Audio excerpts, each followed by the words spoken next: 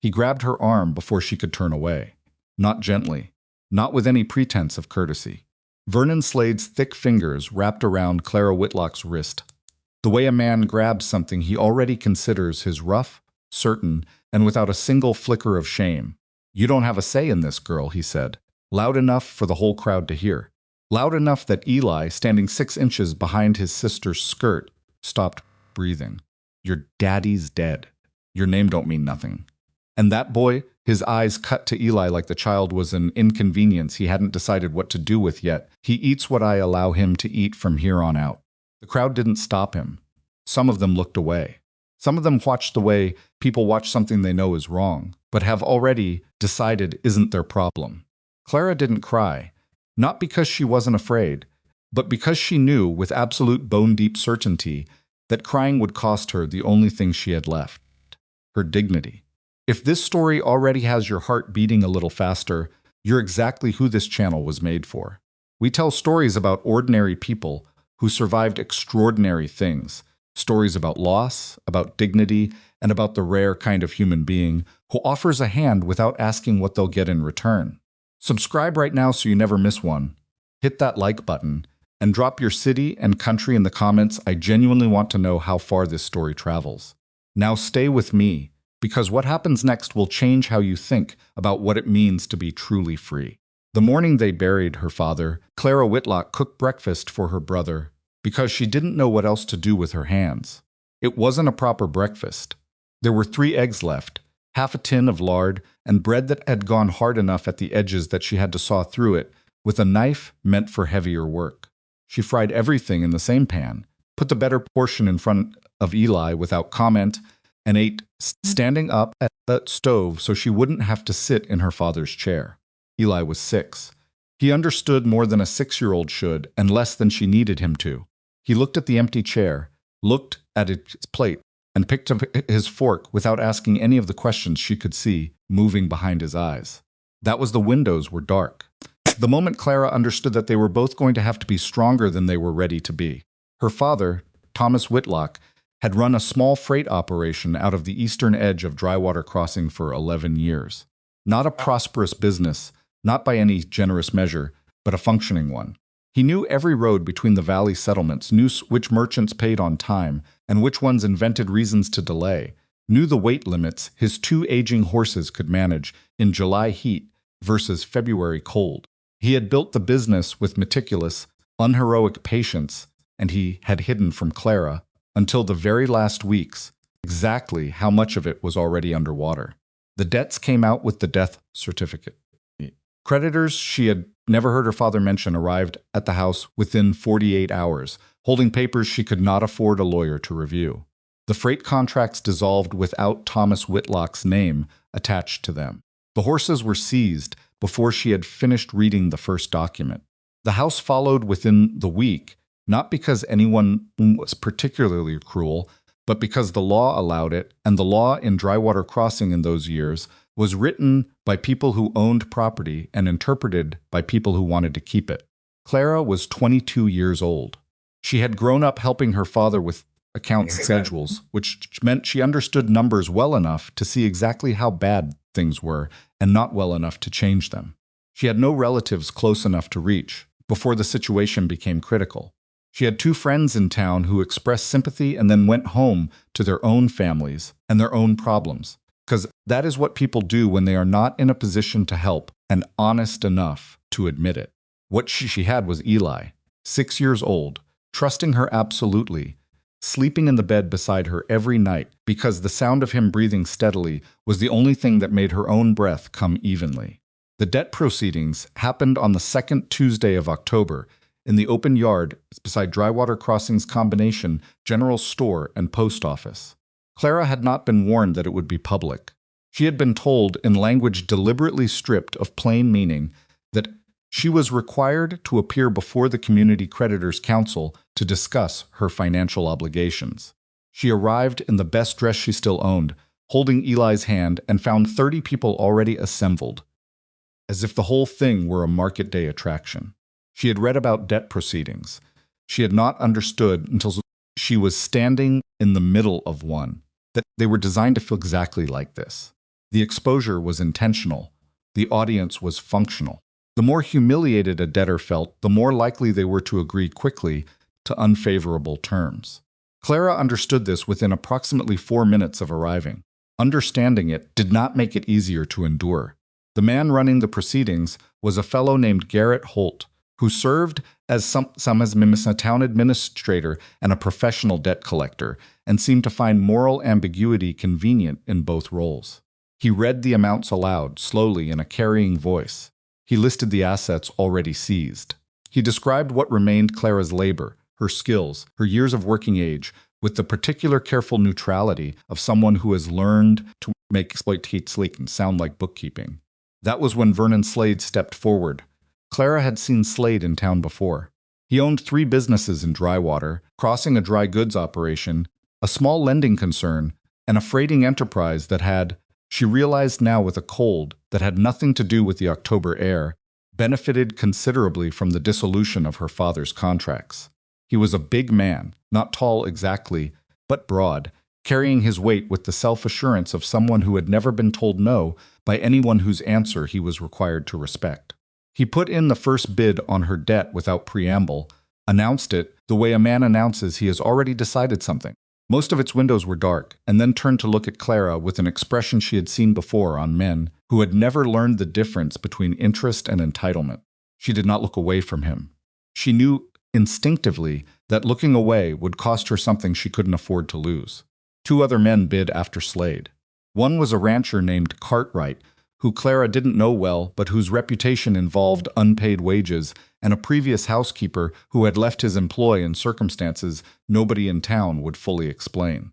The other was a merchant from the north side of town named Aldous, who kept glancing at Eli with a calculating expression that made the hair on the back of Clara's neck stand up. She had no voice in the proceedings. That was the part that was hardest to sit with, not the humiliation, not even the fear, but the absolute silencing of it. She was a subject of discussion, not a participant in it. Her future was being negotiated in front of her by people who had not bothered to look at her as a person since the bidding started. Eli pressed closer to her side. He didn't ask questions.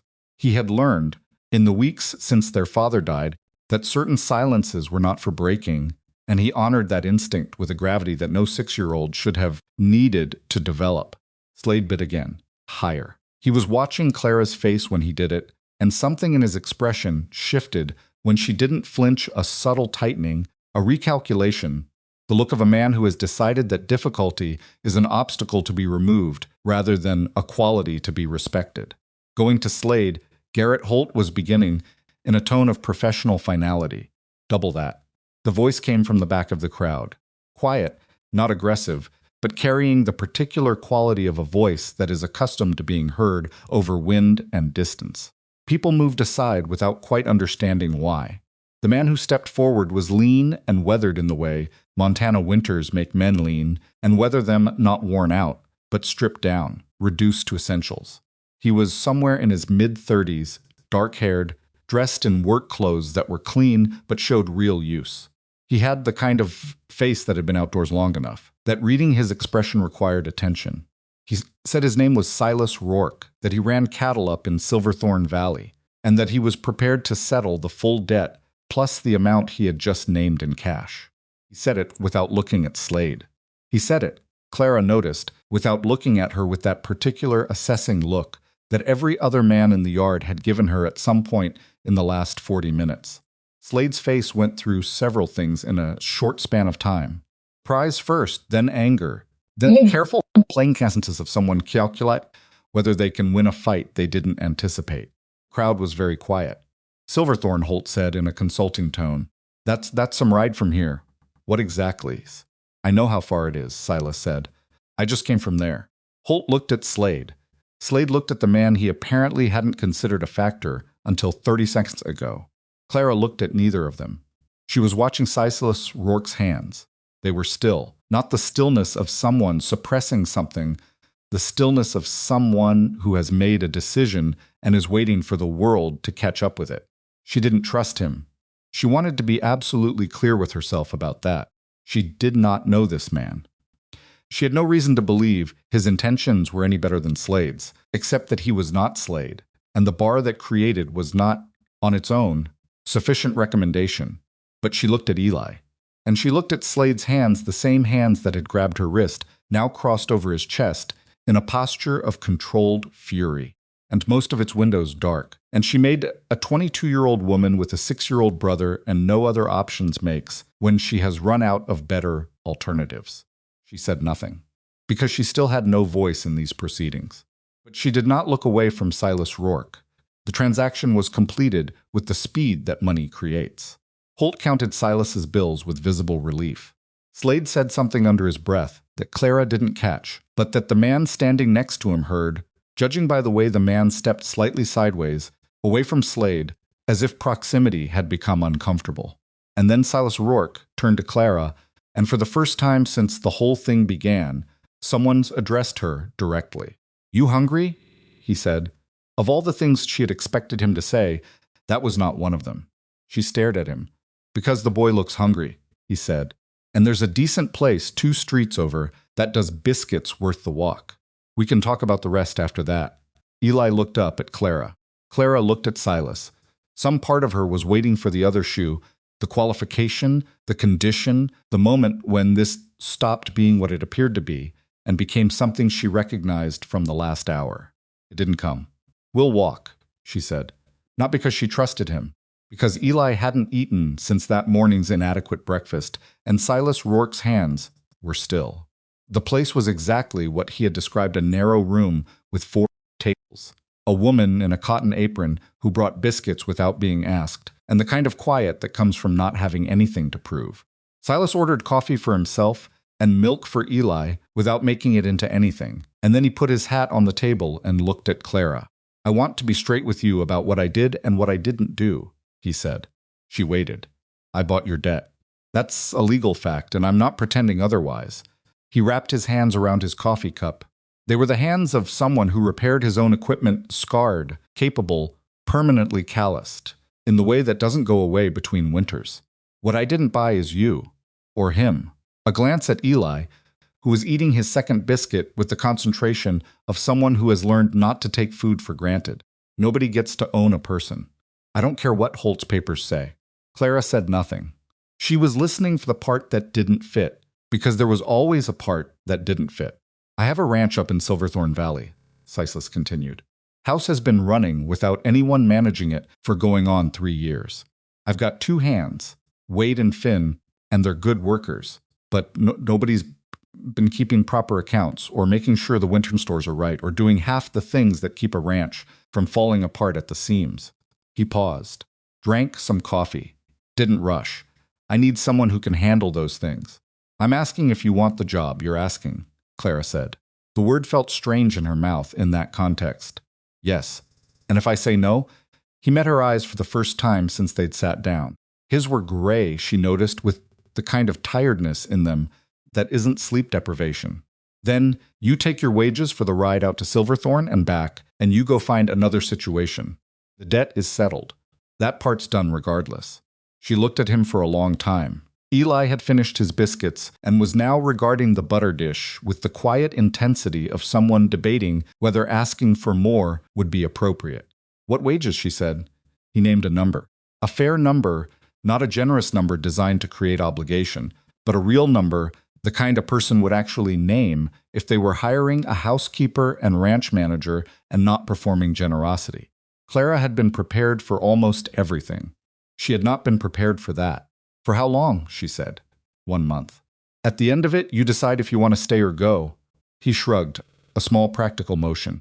"By then, you'll know if the work suits you. I'll know if I guessed right about your abilities. We can both make a clear decision." Eli, having apparently resolved the butter question in the affirmative, looked up at Silas. "Do you have horses?" he said. Silas looked at him. "Some.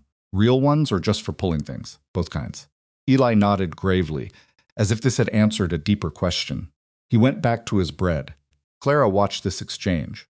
She watched the way Silas had looked at Eli, not with impatience, not with the strained performance of someone being kind to a child, because they felt they had to be, but with simple, undemonstrative attention, Like Eli's question had been a reasonable question and deserved a reasonable answer.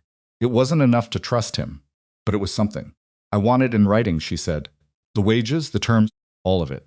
Silas reached into his coat pocket and produced a folded piece of paper. He slid it across the table. Clara unfolded it. Read it. Read it again. It was exactly what he had described, in plain language, with a line at the bottom for her signature and his.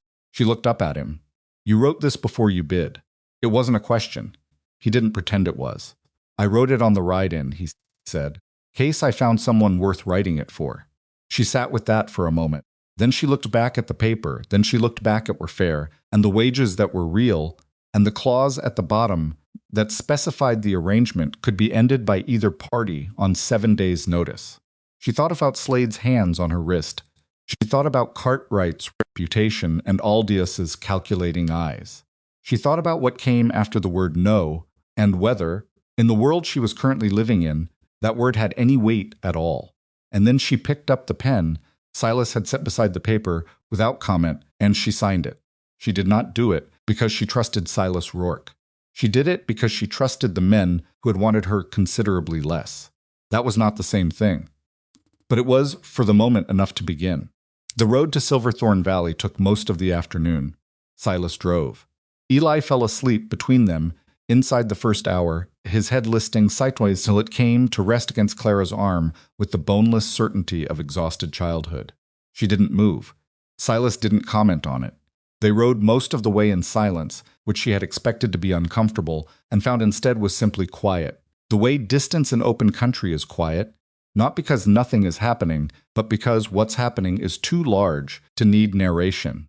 Once, without preamble, Silas said, "The room you'll have has a door that locks. He's on the inside." She looked at him. "Thought you'd want to know," he said, and that was all. She looked back at the road ahead of them, at the mountains beginning to rise in the distance, at the sky going orange at the edges the way it did when the day was almost done. For the first time in a month, Clara Whitlock did not spend the dying light calculating what she stood to lose. She spent it watching where she was going. That was not trust. But it was, she thought, the beginning of something she didn't have a name for yet. The wagon moved forward. Eli slept. Mountains got bigger. And somewhere in Drywater Crossing, Vernon Slade watched the road west, with the particular expression of a man who has been outmaneuvered and has not yet decided what to do about it. He would decide. Clara was almost certain of that. That was a problem for another day. Tonight, for the first time in a very long time, there was somewhere to go. Silverthorn Valley announced itself before you could see it. The air changed first cooler, carrying the particular sharpness of pine and elevation, and something Clara couldn't name, but recognized as the smell of a place that had been left mostly alone. Then the road narrowed. The wagon wheels finding the ruts of a track that had been used not recently enough to be worn smooth, and the mountains that had been abstract shapes on the horizon for most of the afternoon became walls on either side, close enough that she could see individual trees on the lower slopes. Eli woke up somewhere in the narrowing, sat up blinking, and said, "Are we there?" Almost, Silas said. Eli looked at the mountains, looked at the trees, looked at the sky, which had gone from orange to a deep bruised purple in the time he'd been asleep. He said, "It's big, it is," Silas agreed. Clara watched her brother absorb this. She'd been watching him absorb things for a month. The news about her father, the loss of the house imps, the morning at Drywater Crossing that she would spend the rest of her life trying not to think about too directly. He absorbed things the way children do when adults have stopped pretending. Everything is fine, quietly, thoroughly, filing each thing away in some internal place that she hoped was resilient enough to hold it all. The ranch appeared at a bend in the track without warning. One moment there was nothing but trail and trees, and then the trail opened, and there it was a main house, 2 stories, built from timber that had weathered to a color somewhere between gray and brown, solid in the way things are solid when they were built to last, rather than to impress. A barn to the left, larger than the house and visibly older. Several outbuildings in various states of being kept up. A fence line that stretched away into the dark. It was not what she had imagined. She hadn't let herself imagine it, actually, because imagining it felt like trusting something before she had earned the right to. But seeing it Now, substantial real settled in the earth the way places settle when they've been somewhere long enough. She felt something shift slightly in her chest. Not comfort, not yet, but the possibility of it. Two men came out of the barn when they heard the wagon. One was stocky, somewhere in his 40s, with the kind of mustache that had been the same mustache for 30 years. The other was younger, mid-20s, maybe, wiry, moving the way young men move when they have a lot of energy and haven't yet learned to conserve it. "That's Wade," Silas said, nodding toward the older one. "And Finn." Wade looked at Clara, and then at Eli, and then back at Silas, with an expression that was not unfriendly but was asking several questions at once. Finn looked at the wagon with open curiosity and didn't try to hide it. Silas set the brake and got down and said, without preamble, "This is Clara Whitlock. She's the new house manager, and that's her brother Eli. He's 6, and I expect you to treat him like a person." Wade's eyebrows moved slightly. He looked at Clara. "Ma'am," he said, with a courtesy that was genuine rather than performed. "Miss," Finn said, and then looked immediately at the ground like he'd said something wrong. "Just Clara," she said. She was already looking at the house, at the windows, at the way the porch had gone soft on the left corner. Cataloging. She couldn't help it. It was what her brain did when it was trying to understand a new situation. It turned practical, moved around the perimeter, looked for what was missing and what could be fixed. Silas noticed her looking. "It's been empty," he said. "Inside's worse than outside." "How much worse?" he considered. "You'll want to see it for yourself." That was honest, at least.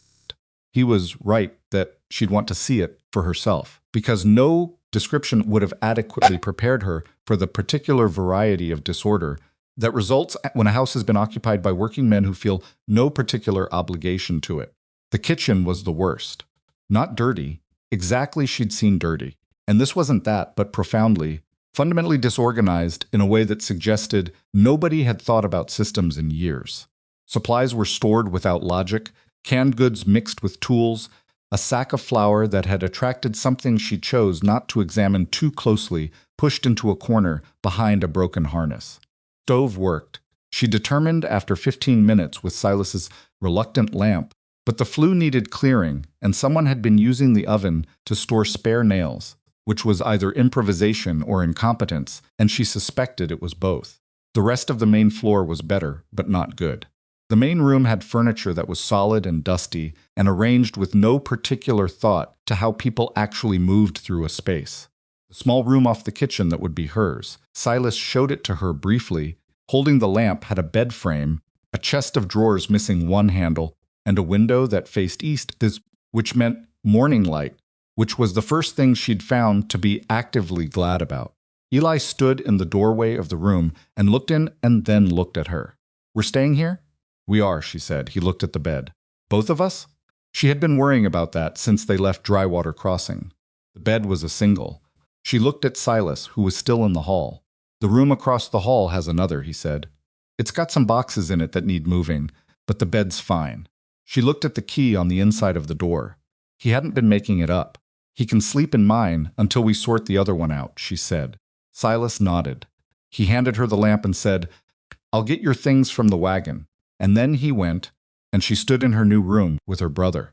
And the smell of a house that had been grieving for a long time and tried to decide what she thought about any of it.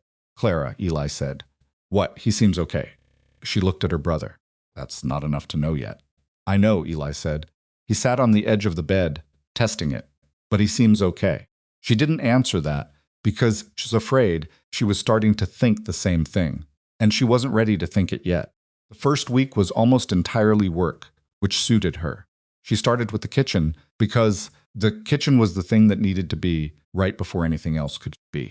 She cleared it top to bottom, reorganized everything according to logic rather than accident, threw away what was beyond salvage, and wrote a supply list that she pinned to the wall because she didn't trust her own memory when there was this much to track.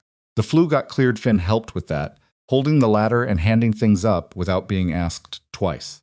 Stove, once the nails were removed and the flue was open, turned out to be a very good stove. She made the first real meal that evening, beans and salt pork and cornbread that was imperfect but edible. Wade ate it without comment. Finn said it was the best thing he'd had since he couldn't remember when, which was either a compliment or an indictment of the preceding months, and possibly both. Silas cleaned his plate and asked if there was more. There wasn't. She noted that she'd need to adjust the quantities. The accounts were the second thing. Silas gave her the books without being asked. She had mentioned them on the second morning, and he'd produced them from his desk the same afternoon. 3 ledgers in varying states of completeness that together told the story of a ranch that was functioning, but not tracking itself carefully enough to know where it was bleeding. She spent 2 evenings with those books while Eli slept, and Silas read at the other end of the table without talking, which she appreciated more than she expected to. On the 3rd evening, she looked up from the ledgers and said, "You're paying about 15% more for winter feed than you need to be." He looked up from his book. "There's a supplier in the next valley over Mercer, mentions him in the notes from 4 years ago, but nobody's contracted with him since. I don't know why. If the price is held, you could save close to $40 on this winter's supplies alone." Silas was quiet for a moment. "Mercer's Wade," he said. "He'd know if the supplier changed. You could ask him." He looked at her with an expression she was starting to recognize, not quite surprise, but a recalibration. Like he had set certain expectations when he made the decision to hire her, and the reality of her was requiring him to adjust those expectations upward. "I'll ask him in the morning," he said. Wade, when asked, said the supplier's prices had actually come down since the last contract, and why hadn't anyone looked into it? Such a man's, and shook his head in the ways of a man whose practical knowledge had been waiting for someone to think to consult it. Clara didn't say anything about being right. Being right was not the point. Being useful was the point.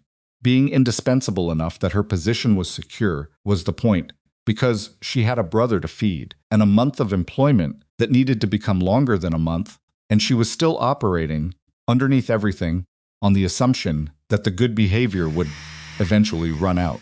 It didn't run out. That was the thing she couldn't quite account for. Silas Rourke was not a man who explained himself, and he was not a man who asked for gratitude, and he was not a man who made the mistake of being warm in ways that created obligation.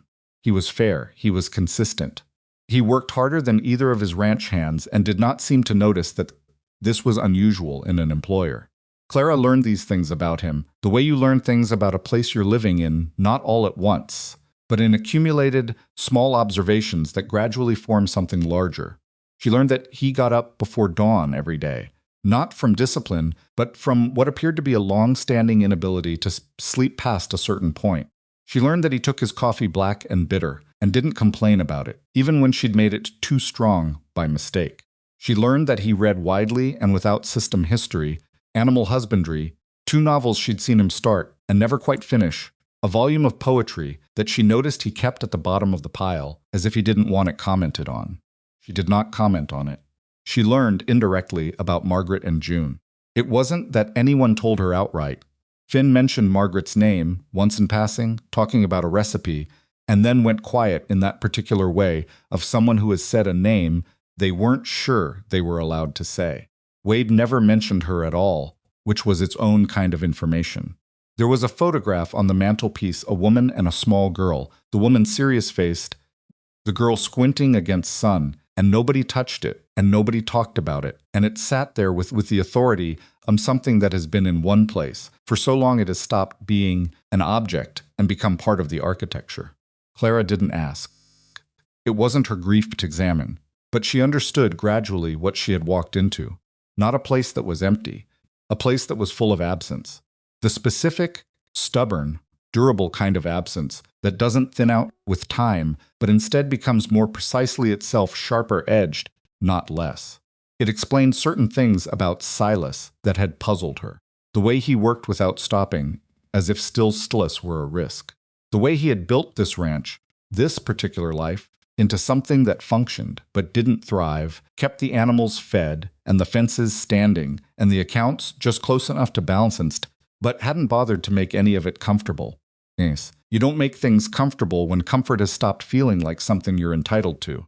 She didn't feel sorry for him. He wouldn't have wanted that, and she was short on spare sympathy anyway. But she filed the information away because understanding what a place has been through is the first steps to understanding what it needs. Eli, meanwhile, was discovering horses. This happened the way discoveries happen at 6. Suddenly, completely, and without any apparent interest in discussing it. He had followed Wade to the barn one morning without asking permission, and Wade had either not minded or had failed to notice until it was too late to reverse. And by the end of that day, Eli was teaching himself the names of every horse in the barn with the intensity of someone memorizing sacred text. Clara watched this from a safe distance, poised to intervene if necessary. Wade, she noticed, did not treat Eli like an inconvenience or a liability. He talked to him the way he talked to the horses, directly, without condescension, assuming comprehension. He showed Eli how to stand so the horses could smell his hand before deciding whether they liked him. He showed him how to fill a water bucket without splashing, how to check a hoof without getting your foot stepped on, how a horse's ears told you what it was thinking before the rest of it had made up its mind. Eli absorbed all of it. He was, Clara thought, rebuilding something. Not just learning about horses, actively building a world that had things in it besides hunger and loss, and the memory of his father's last weeks, and the noise of that crowd in Drywater Crossing. He was putting floor under his feet again, one piece of knowledge at a time. She was grateful to Wade for that, in a way she didn't know how to say, so she didn't try to say it.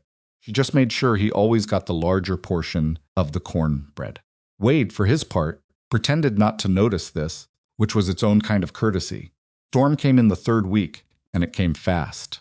Montana storms in the mountains don't build the way prairie storms build. There's no long horizon to watch. No gradual darkening you can track for an hour while you decide whether to worry. They come over the peaks, and they're simply there, all at once, with the absolute commitment of something that has no interest in being gradual. Clara saw the sky change at mid-afternoon when she was hanging laundry, the specific yellow-gray that means business. The kind of cloud formation that her father had taught her meant you needed to be inside before you thought you needed to be inside. She pulled the laundry down and went to find Silas.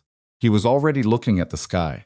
He and Wade were standing outside the barn, and they were talking in the low, rapid way of men who have been through this before and are running the calculation of what needs to be secured before the weather arrived. The south pasture fence has a section that was loose since Tuesday, Wade said. I saw it. Can't fix it in time now. Silas looked at the sky again. Get the animals in. All of them. I'll check the barn loft. We had a rafter that was moving last month. Wade went. Finn appeared from somewhere and got sent in a different direction. Clara went back to the kitchen to start moving anything that could be ruined by water away from the windows, because she had noticed 2 of them didn't seal correctly in the lower corners, and she was right about that, and she was glad she'd checked. The storm hit an hour later with the kind of force that makes you understand why people built root cellars. The rain was not the main event. The wind was the main event. It hit the house in waves, each one slightly different in direction from the last, which was worse than a consistent wind, because you couldn't brace for it properly. Something went over in the yard a barrel, she thought, or possibly the smaller chicken coop. Eli was in the kitchen with her, sitting at the table, doing the thing he'd learned to do when situations were frightening, which was to stay very still and not ask the questions she could see in his eyes. Then there was a sound from the barn, a deep, structural crack, the kind of noise that buildings make when something significant has changed inside them. And Silas came in from the hall moving fast, pulling on his coat. Part of the loft came down, he said. Animals need to be moved. You can't see 4 feet in that, Clara said. The window behind her demonstrated this clearly. The horses will panic if someone doesn't. I know, she was already thinking.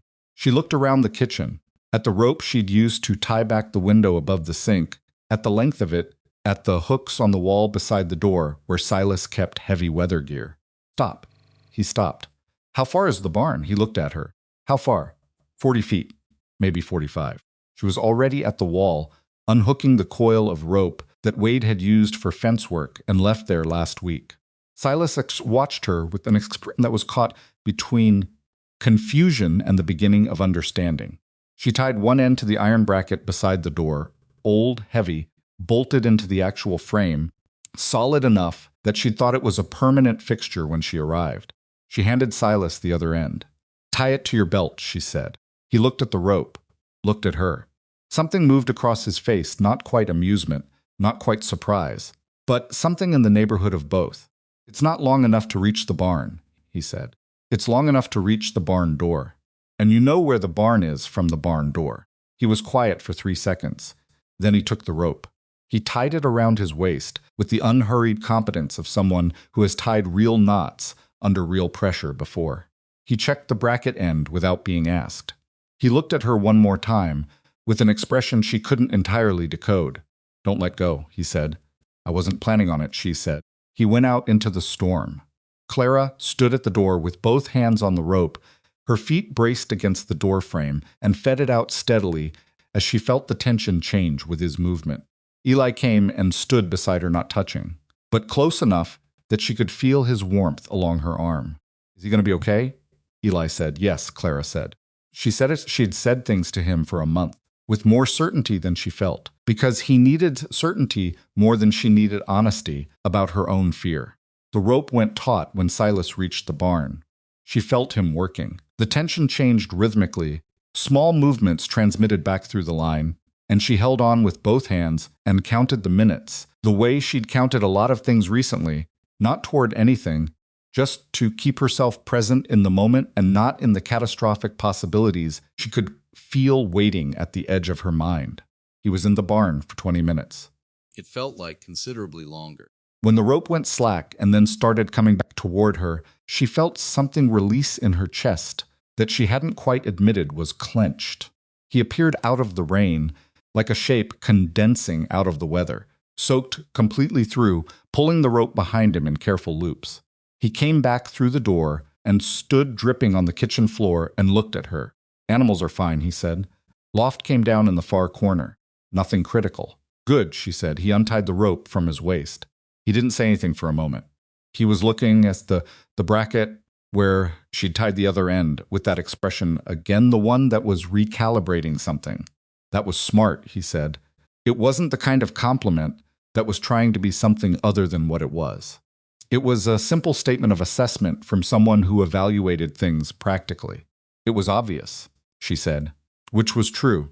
But she said it partly because she was still working on the impulse to deflect, and partly because his being impressed with her felt complicated in a way she wasn't ready to look at directly. He looked at Eli. "You okay?" Eli nodded. "Clara held on the whole time," he said, with the tone of someone reporting an important fact. "I noticed," Silas said. He went to change his clothes. Clara coiled the rope and hung it back on its hook and then turned back to the kitchen and started making the hot coffee that everyone was going to need, and tried to understand the difference between what she'd felt when that rope went slack and what she usually felt when a practical problem was solved. The difference was not as small as she would have liked. The storm knocked out the smaller chicken coop entirely, bent one section of the east fence, pulled half the shingles from the outermost storage shed, and deposited approximately 6 inches of accumulated water in the root cellar, which was going to be a problem for the winter stores. Clara made a list before the rain had fully stopped. Not because lists were her particular comfort, but because looking at problems as problems, rather than as evidence of how bad things were, was the mechanism that kept her functional. She had learned that about herself in the weeks since her father died. Some people grieved by going still. Some people fell apart and then reassembled. Clara grieved by finding things that needed doing and doing them, which meant her grief was always with her, but never fully in front of her, and whether that was healthy or not was a question for a different kind of life. Silas came back down in dry clothes, looked at her list over her shoulder without asking, and said, "The root cellar, first." "I know. The stores can't sit in 6 inches of water. I'll get Wade." "I already sent Finn," she said. Then she looked up at him because she'd done it without thinking, and he was the employer, and it was his call who did what on his property. "Is that I should have checked with you first." He looked at her with something that was almost exasperation and might have been the early border of something warmer. "Clara, you can send Finn places. I wasn't sure of them." "You can send Finn places," he repeated. "And Wade, you can make decisions about the house and what it needs. That's what I hired you for." She looked at him for a moment. "You hired me to manage the household." "Yes." "The root cellar is household." "It is." "The accounts are household." "They are."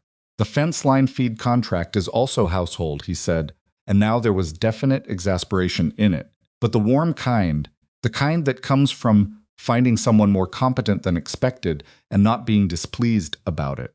"Clara, I'm not trying to draw a boundary around what you're allowed to think about. She considered this. Most people do, she said, without making it a complaint. He looked at her with an expression that wasn't quite agreement and wasn't quite apology, but was something in between. I know, he said. Then, I'm not most people. She looked at him. He didn't seem to mean it as a self-recommendation. He said it the way he said most things, flatly, as a fact he'd observed about himself, without particular pride or humility. She turned back to her list because his face was doing something she didn't know how to categorize, and she had found that categorizing things was easier when you weren't looking directly at them. I'll start on the root cellar list, she said. I'll carry. They didn't discuss it further. They went to work. Afterward, when the cellar was drained and the stores were accounted for, and the list was shorter than it had been, and everyone was eating the late supper she'd put together from whatever hadn't gotten damaged, which was most of it, because she'd organized the cellar correctly the week before. A fact she did not mention. Silas sat at the table across from her and looked at his empty plate and said, "My wife would have done exactly that." With the rope, Clara went very still. It was the first time he had mentioned Margaret directly, in 3 weeks, in her hearing. She was practical, he said. He wasn't looking at Clara. He was looking at the table, at a point somewhere between where his plate had been and nothing in particular. She didn't make things harder than they were. She just saw what needed doing and did it. Clarissa didn't say anything because she didn't know what the right thing to say was, and she had learned that sometimes the right response to something is no response at all. June was like her, he said. She was 4 when he stopped. She was 4. The kitchen was very quiet. Finn and Wade had gone to the bunkhouse. Eli was asleep. There was only the sound of the stove and the rain tapering off outside, and the kind of silence that forms around grief that has been sitting in a room alone for a long time. "You don't have to explain it to me," Clara said, quietly. He looked up at her. "I don't need to know," she said. "It's yours. You don't owe me the story." He was quiet for a moment. "I know I don't," he said. "I wanted to tell it. There's a difference." She looked at him. His face had the particular quality of someone who has carried a thing alone for long enough that putting it down, even briefly, even in words, was both necessary and frightening. "Okay," she said, and she listened. He didn't tell her everything. He told her enough the epidemic that had moved through the valley 3 winters back, the way Margaret had gotten sick first, and then June, the speed of it that nobody had been prepared for, because who was ever prepared for that speed? He told it in the flat, stripped-down way of a person who has worn the sharp edges off a story through repetition in their own mind, until what's left is just the shape of it.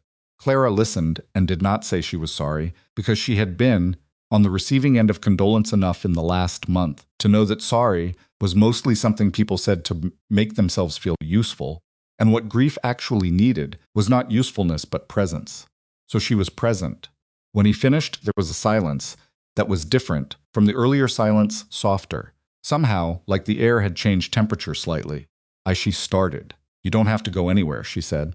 "I'm just going to do the dishes." He stayed at the table while she did the dishes. He didn't help, and she didn't ask him to, because she understood instinctively that what he needed in that moment was simply not to be alone in a room, and she could give him that without making it into anything. That was the night she stopped counting the days until the end of the month, not because she had decided to stay. She hadn't made that decision consciously. Because she had stopped running the calculations still here, still safe, this many days left with every passing morning, and that's meant something had shifted somewhere in the architecture of her caution, and she wasn't entirely sure what to do about that. She washed the last dish, she set it to dry. Behind her, Silas said, "She would have liked you." Clara stood with her hands on the edge of the sink and looked out the dark window at the valley she could no longer see, and thought about a woman she had never met, and a child who had been 4 years old, and the man sitting at her kitchen table who had been carrying them both for 3 years in a house that still held the shape of them. "I don't know what to say to that," she said. "You don't have to say anything," he said. "I just thought it was true." She turned around. He was still at the table, looking at his hands, and for the first time since she'd met him, he looked exactly as tired as he probably felt. "Good night, Silas," she said. "Good night, Clara." She went down the hall to her room. She unlocked the door and went in, and sat on the edge of her bed in the dark for a long time. Listening to Eli breathe, and to the last of the rain on the roof, and to the house settling around her, and tried to understand what was happening to her, carefully maintained certainty that this was temporary. It felt less temporary than it had. That was not necessarily a safe thing to feel. She knew that. She had been wrong about safety before, and the cost of being wrong had been severe. Most of its windows were dark, but sitting in the dark in her room with the key on the inside of the lock and her brother sleeping 3 feet away, and the smell of a house that was slowly, incrementally, becoming somewhere she recognized, she found, for perhaps the first time since her father's death, that she was not afraid of tomorrow. She was almost curious about it. That small distinction, fear versus curiosity, was the most significant thing that had happened to her since she'd signed a paper in a biscuit restaurant and let a stranger drive her into the mountains. She lay down. She pulled the quilt up. She listened to the valley settling after the storm. Outside, somewhere in the darkness of Silverthorn, a horse made a quiet sound in the barn, and then was still. The month ended on a Thursday, and Clara didn't mention it. She had known the date, was coming, the way you know a lot of things you've been pretending not to track with a peripheral awareness that sits just outside direct attention, present but unexamined. Silas didn't mention it either. He came in for breakfast that morning, the same as every morning, poured his own coffee before she could get to it because he'd been doing that since the second week without either of them discussing it, and sat down at the table with the account ledger she'd left open the night before and started reading where she'd left off. Eli was outside with Wade already. He'd taken to getting up early enough to be at the barn when Wade arrived, which meant he was getting up before Clara some mornings, which was both impressive and faintly alarming. She could hear him from the kitchen window, not words, just the sound of him talking, the particular rhythm of a child who has found someone willing to listen. She made breakfast. She listened to Silas turn pages. She thought about the money she had coming, which was real money, more than she'd had since before her father got sick, and she thought about what came after and found, for the third morning in a row, that the thought didn't resolve into anything concrete. She couldn't picture the after. She'd been trying, because she was a practical person and practical people made plans, but every time she tried to construct the next chapter, find a town, find a position, enroll Eli somewhere decent, build again from the foundation, up it had the quality of something she was describing rather than something she was moving toward. Silverthorn had the quality of something she was already inside. The Hendersons' contract is up for renewal. In February, Silas said, without looking up from the ledger. I know. I flagged it on the back page. We should renegotiate the per-head rate. It hasn't changed in 2 years, and the feed costs have. I was thinking the same thing. He turned the page. You put the comparable rates in here from the Callaway operation. Reference. You don't have to use them. No, it's useful. He closed the ledger.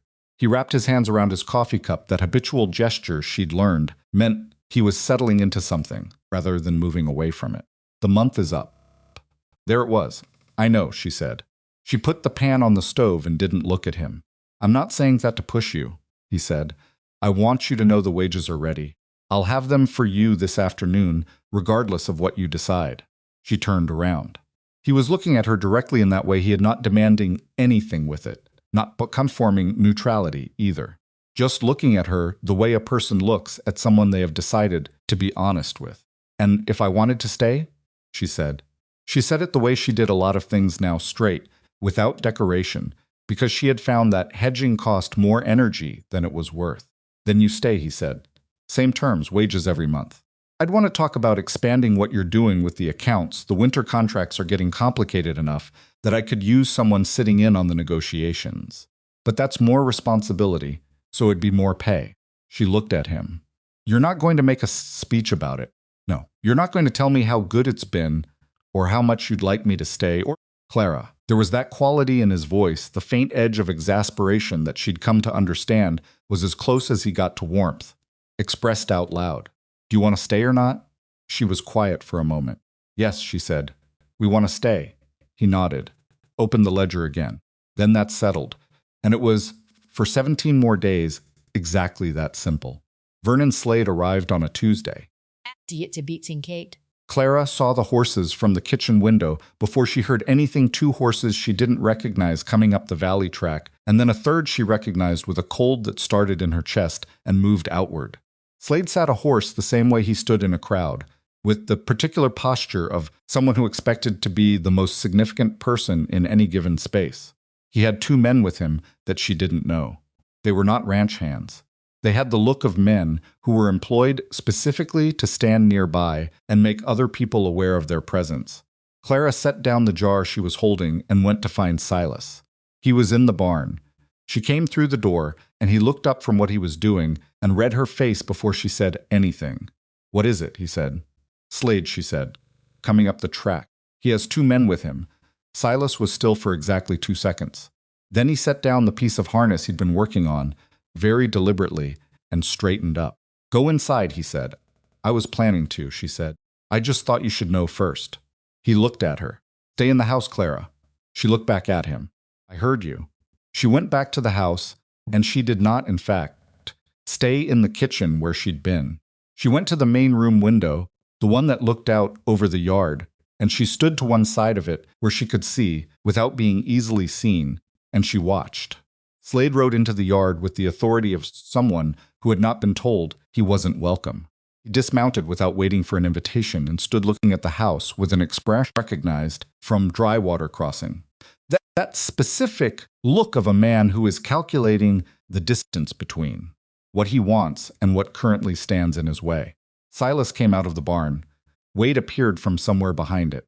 Finn was visible near the fence line. He'd been working there all morning, and he'd stopped working. "Rourke," Slade said. He made the name sound like something he was picking up off the ground, and wasn't sure was worth the bother. "Slade." Silas's voice carried clearly to the window. He stopped about 15 feet from Slade and didn't close the remaining distance. "I don't recall inviting you." "Community concern," Slade said. He managed if its windows were dark. He managed to sound almost reasonable when he said it, which Clara found more unsettling than if he'd sounded hostile. "People in Drywater are talking. Unmarried woman. Isolated property. No female supervision. It doesn't look right. Clara Whitlock is an employed housekeeper and ranch manager," Silas said. "She has her own room. She's paid every month, and she's here because she chose to be." "What's the concern exactly?" Slade smiled. It was not a pleasant smile. "The concern is appearances, Rourke. You know how people talk." "I do," Silas said. "I also know that most people talking about appearances are the ones who created the problem they're pretending to fix." Slade's smile thinned slightly. "I'm trying to give you the opportunity to handle this quietly. There are members of the community who feel a formal inquiry might be warranted. I'm here so you have a chance to make that unnecessary." Clara understood exactly what was happening. She had understood it the moment she saw Slade coming up the track, and understanding it made it no less infuriating. Slade didn't care about appearances. Slade cared that someone had outbid him in a public setting, and his two preferred outcomes, owning her debt or destroying the person who'd taken it from him, had been reduced to one. He was here to threaten, and he addressed the threat in the language of respectability, because that was hardest to refuse without looking like you had something to hide. She turned from the window and went to the front door and opened it. Silas heard the door. He turned toward her with an expression that said, very clearly, "I told you to stay inside." She looked back at him with an expression that she hoped communicated, just as cleared him, and had made a different decision. Decision. She walked out onto the porch and stood there. Slade looked at her. Something moved in his expression, irritation, reassessment, and something underneath that she recognized from that morning in Drywater Crossing and had never stopped finding revolting. "Miss Whitlock," he said, pleasantly, as if he were greeting her at a social occasion. "You're looking well, Mr. Slade," she said. She kept her voice level and her hands at her sides and her eyes on his face. "What can we help you with?" Slade said, and the word carried something in it, a faint emphasis, a suggestion. "That's an interesting choice of word." "It's an accurate one," she said. "This is my place of employment. I have an interest in what happens here." Slade turned slightly to address both of them, the way a lawyer might address a jury. "I've been explaining to Summersker that the community has some concerns about this arrangement. A woman living alone on an isolated ranch with no money." "I'm not living alone," Clara said. "My brother lives here." 2 other men are employed here. I have my own quarters with a door that locks. I'm paid a wage that I can document in writing with a signed contract. She paused. If you'd like to see the contract, I can get it. Slade looked at her with an expression that was reorganizing itself into something less pleasant. That's not the point, Miss Whitlock. The point is the impression. The impression, Clara said, is that a man who tried to purchase my debt at a public proceeding and was outbid has ridden 4 hours into the mountains to tell a woman she's living wrong. She kept her voice even, not cold, just even, like she was describing the weather. I understand impressions pretty well, Mr. Slade. I grew up watching my father fight them. So I'm curious what impression you think this visit makes. Slade was quiet for a moment. The 2 men with him had gone very still. Wade, behind Silas, made a small sound that might have been a cough. You're a young woman without much experience in how these things work, Slade said, and now the pleasantness was entirely gone, replaced by something that was trying to present itself as paternal concern and was not succeeding. I'm trying to protect you. From what? She said. He looked at Silas. From a situation you may not fully understand. Tell me what I don't understand, Clara said. I'd like to hear it. He couldn't say it directly. That was the nature of what he was doing. It required the implication to do the work that the words couldn't do openly. And because she was making him say it directly, he had nowhere to stand. He held her gaze for a moment longer, and then he looked at Silas with an expression that had given up the pretense of concern and was now simply hostile. This isn't finished, Rourke, he said. I didn't think it was, Silas said. Slade remounted. His 2 men followed without needing to be told. Clara stood on the porch, watched them ride back down the valley track until the trees took them, and then she went inside because her knees were doing something she didn't want anyone to see. She sat down at the kitchen table and put her hands flat on the wood and breathed. Silas came in 30 seconds later. He stood in the doorway, looking at her. I told you to stay inside, he said. I know, she said. Clara, he was implying things, she said, about this household, about you, about me, and he was going to keep implying them as long as there was no one here to contradict them directly. She looked up. I know how to contradict things directly. Silas was quiet. His windows were dark. He pulled out the chair across from her and sat down heavily, the way a man sits when he's just finished doing something that required more energy than he'd expected. He's going to come back, he said. Not himself. He'll send someone. I know, she said. Someone with official weight behind them. I know that too. She straightened her hands on the table. We have the contract. The wage records. Eli, Wade, and Finn. She looked at him. If someone official comes, we answer their questions. We show them the documents. We tell them the truth, which is that everything here is exactly what it appears to be. He looked at her for a moment.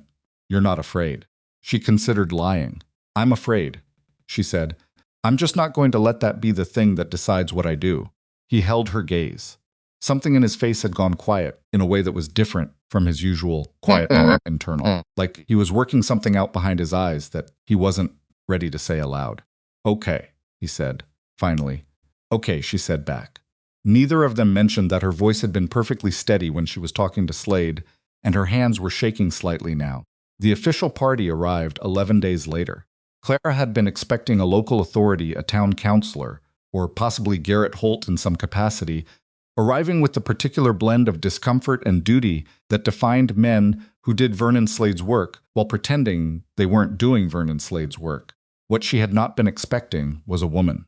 Lenora Pike was somewhere in her late 50s, dressed in traveling clothes that had been good quality when they were new and were now simply practical, which told Clara that she was not performing respectability, but actually possessed it.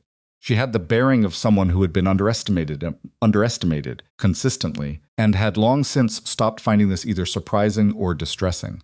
She arrived with one male associate, younger, clearly there to carry things and take notes and a letter of authority from a frontier women's welfare organization whose seal Clara did not recognize, but whose language was formal enough to be taken seriously. She asked to speak with Clara first. Alone. Clara took her to the main room. She had straightened the room that morning, not excessively, not in the way of someone staging a performance, but tidied it because it was Tuesday, and she tidied it on Tuesdays. She brought coffee. She sat across from Lenora Pike at the table and looked at her directly. because that was the only way she knew how to do things. Mrs. Pike looked at her for a moment with an assessment that was neither hostile nor particularly warm, but was unmistakably thorough. "Tell me about your situation here," she said, "in your own words. Not what you think I want to hear." Clara looked at her. "How do I know what you want to hear?" "You don't, Mrs. Pike said. "That's rather the point." Clara considered. Then she said, "I came here because the alternative was worse. I stayed because the work is real and the pay is fair, and this is the first place since my father died where I've been treated like I have a brain." She folded her hands on the table. "My brother is in the barn right now, learning how to care for horses from a man who talks to him like he matters. I have my own room. I have a signed contract. I do the accounts, I manage the household, and last month I sat in on a contract negotiation with a neighboring rancher because Mr. Rourke wanted a second opinion on the per-head rate." She stopped. "What else would you like to know?" Mrs. Pike had not taken her eyes off Clara's face. "Do you feel at liberty to leave if you wished?" "Yes," Clara said. "That's in the contract." "Contracts can be... Keep a copy," Clara said. "In a place Mr. Rourke doesn't have access to." She said it matter-of-factly, not defensively, because it was a practical thing she had done, and she saw no reason to be embarrassed about practicality. Something in Mrs. Pike's expression shifted.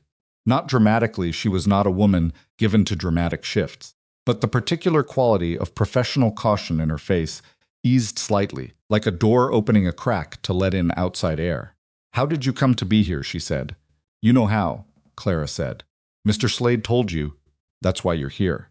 "I know Mr. Slade's version," Mrs. Pike said. "I'd like yours." So Clara told her.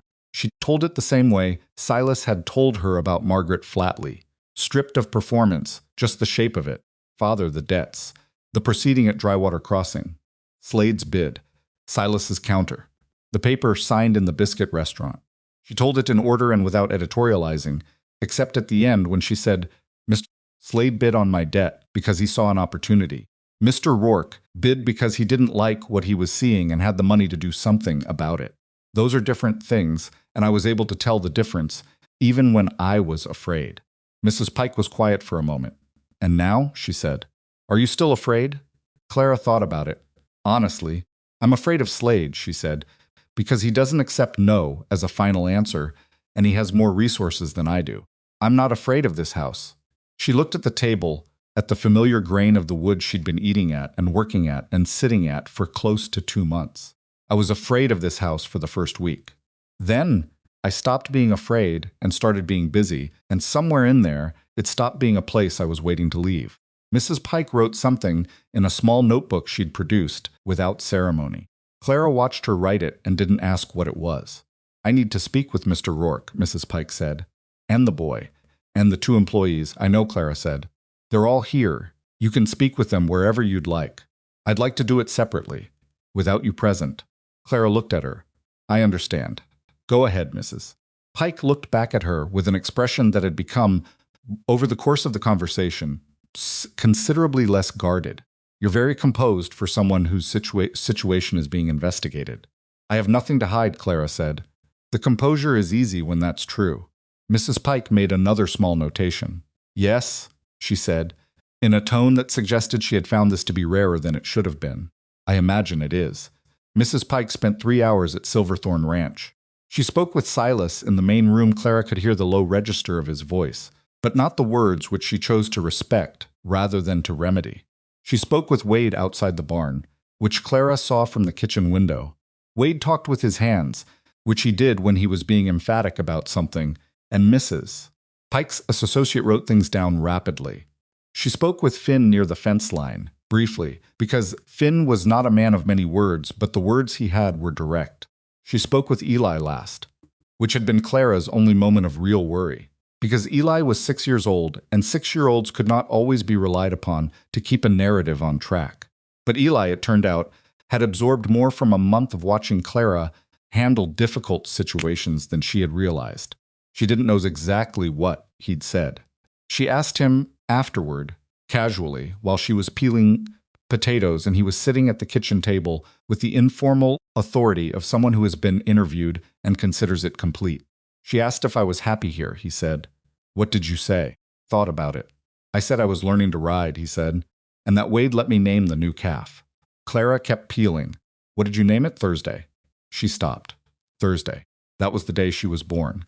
Clara resumed peeling. What else did she ask? She asked if you were okay. He picked up a piece of potato peel and put it down again. I said you were better than okay. I said you were the same as before, but louder. Clara looked at him. Before Dad got sick, he said, when you used to argue with him about the accounts. He said it simply, without weight, the way children say the truest things, as if the truth is just information, not a weapon or a gift. She turned back to the potatoes so he wouldn't see her face doing what it was doing. That's a good answer, she said when she was sure her voice was level. I know, Eli said with the absolute confidence of a 6-year-old who has been told once that he is perceptive. Mrs. Pike gathered them all in the main room before she left. Silas and Clara, Wade and Finn Eli sitting on the floor beside Wade's chair because he had appointed himself Wade's shadow, and nobody had successfully argued him out of it. The associate stood near the door with his notebook. Mrs. Pike stood at the head of the room with the posture of someone who has delivered a great many verdicts and has learned to make them clear. I find no evidence of coercion, exploitation, or improper conduct in this household, she said. She said it directly, without preamble. Miss Whitlock's employment is documented and legitimate. Her quarters are appropriate. Her brother appears well cared for and content. The employees corroborate her account of the arrangement. She paused. I will be filing my report to this effect with the county authority. Mr. Slade's complaint will be noted as having been investigated and found without merit. The room was quiet. Wade exhaled slowly through his nose. However, Mrs. Pike said, and Clara felt the room shift slightly, I want to be candid about something that my report cannot fully address. She looked between Clara and Silas with the directness of someone who has decided to say the thing that isn't easy to say. The arrangement here, whatever its current merits, will continue to attract exactly this kind of interference as long as it remains unconventional. Mr. Slade or someone of similar inclination will find other complaints, other angles, other authorities to contact. She folded her hands in front of her. I am not in the business of telling people how to live. I am, however, in the business of protecting women and children from situations that can be made precarious by the opinions of others. She stopped. Nobody said anything for a moment. Are you suggesting, Silas began? I'm not suggesting anything, Mrs. Pike said. I'm describing a reality. What you do with it is your own business. She picked up her coat from the chair beside her.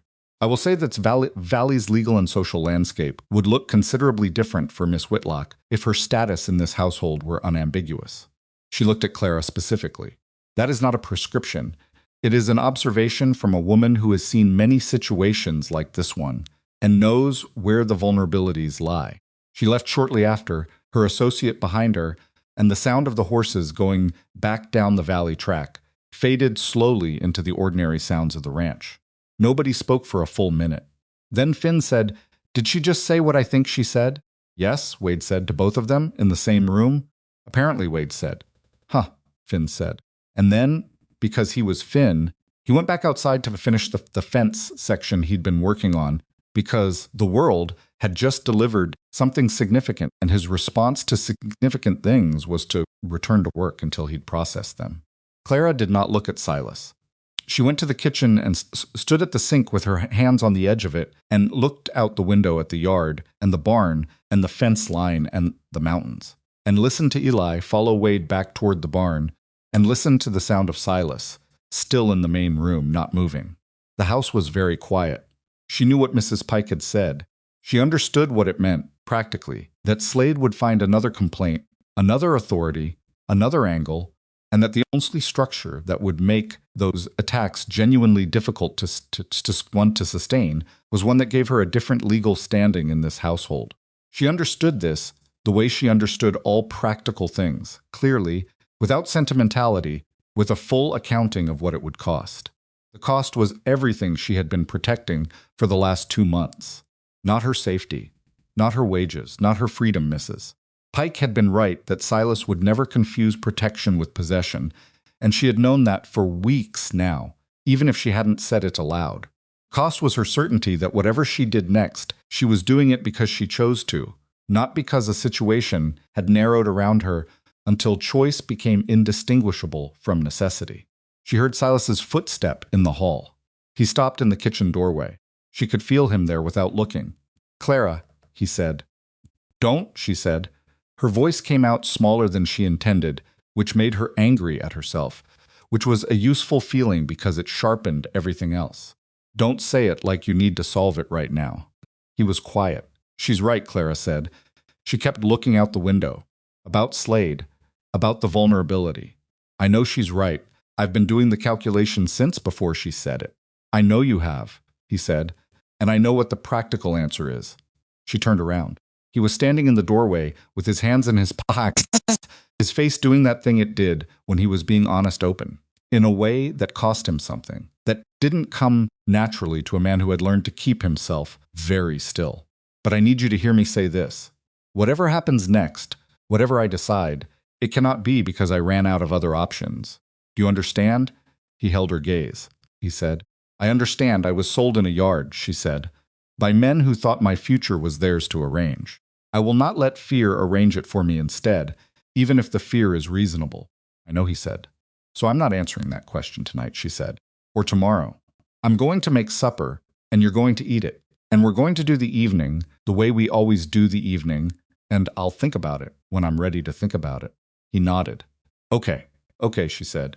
She turned back to the stove. She heard him move to the table, heard the chair, heard the familiar weight of him settling into the kitchen the way he settled into it every evening, that specific stillness of a man who is not going anywhere and is not asking anything and is simply present. "Cooked," he read. Outside, Eli's voice carried across the yard, and Wade's answer rumbled back, and somewhere farther out, Finn was hammering fence posts with the regular, patient rhythm of someone who understood that some things just needed to be done one strike at a time. Silverthorn Ranch did what it had been doing for 2 months now, with increasing competence and decreasing difficulty. It went on. It was not a small thing, Clara thought, stirring something on the stove. Going on. It was, in fact, the hardest and most essential thing, and she had been doing it every day without quite noticing, which meant something about where she'd gotten to, even if she couldn't yet say what she was going to do about it. The supper was ready. She called everyone in. They came. She thought about it for 4 days.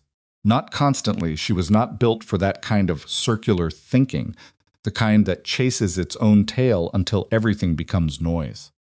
She thought about it, the way she did accounts, in dedicated intervals, when the rest of it was done and she could give it proper attention without letting it bleed into everything else.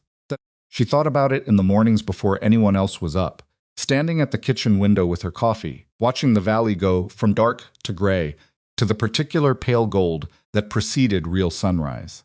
She thought about it on the walk to the root cellar she'd taken to making every afternoon to check the winter store, because the rhythm of walking helped her think without making the thinking feel like a performance.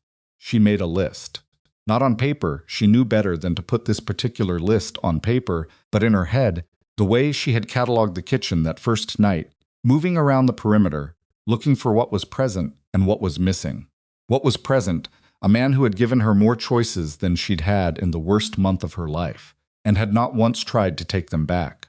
A household she had built from disorder into something that functioned. A brother who was becoming a child again, instead of a small frightened person trying to hold himself very still. Work that was real and wages that were real, and the particular satisfaction of being trusted with things that mattered. 4 months of evidence, not promises. Evidence that Silas Rourke was exactly what he appeared to be.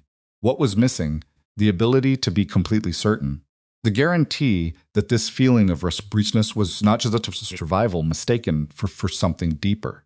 The version of herself that had existed before her father died and the world contracted, who would have had more room to make this kind of decision without the weight of everything that had happened pressing on every side of it. That version of herself wasn't coming back. She understood that now in a way she hadn't understood it even 2 months ago. The girl who had managed her father's accounts and argued with him about shipping rates and believed that difficulty was a temporary condition that competence could resolve. She was still there, but she had been changed by what she'd been through. The way wood is changed by fire, not destroyed, but fundamentally altered in structure. What she was now was harder and more careful and, she thought, more honest about the distance between what she wanted and what she could afford to want. What she wanted was to stay. Not because she had nowhere else to go, she had wages now, real money, enough to start somewhere decent. Not because she was afraid of what came after. She had been afraid of much worse and had gotten through it. She wanted to stay because Silverthorn had become the specific place where she felt most like herself. And because the man who had built it was the specific person in whose presence that feeling was most reliable, and because those two facts together meant something, she was done, pretending she hadn't noticed. On the 5th morning, she went to find Silas. He was in the barn, which was where he was most mornings at this hour, working through whatever needed doing before the ranch hands arrived.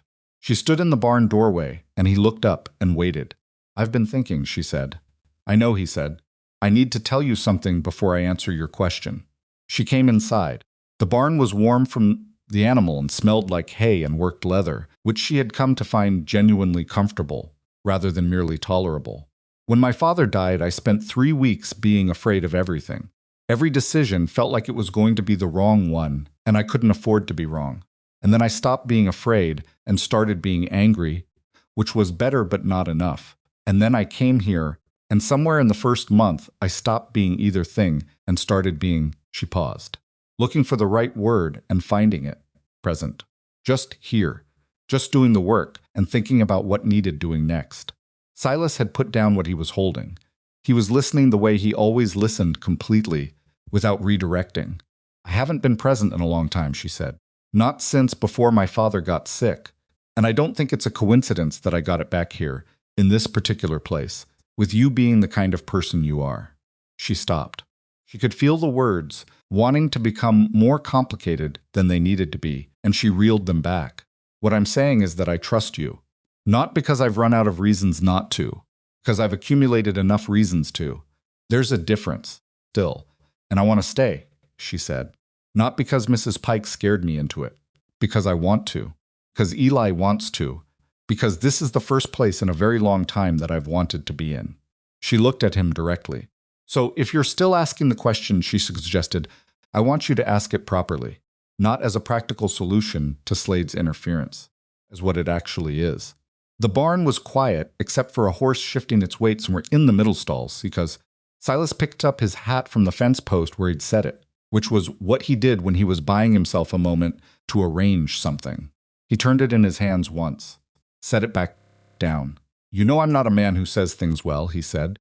"I know, and you know that whatever I say is going to come out shorter than it should be, and you're going to have to take some of it on faith, that there's more behind it than makes it into words."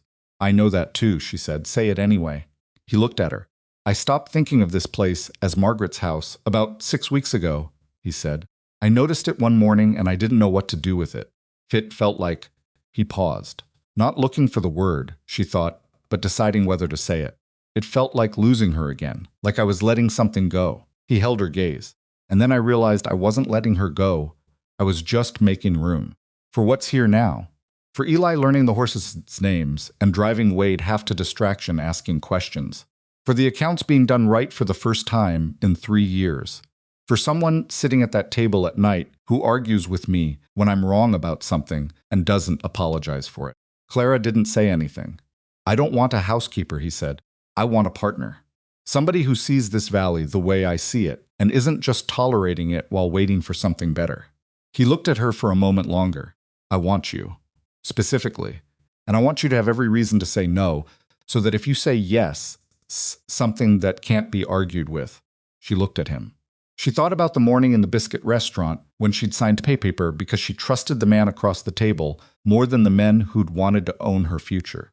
She thought about a rope tied to an iron bracket. She thought about a man sitting at the kitchen table while she did dishes because he needed to not be alone, and she had understood that without being told.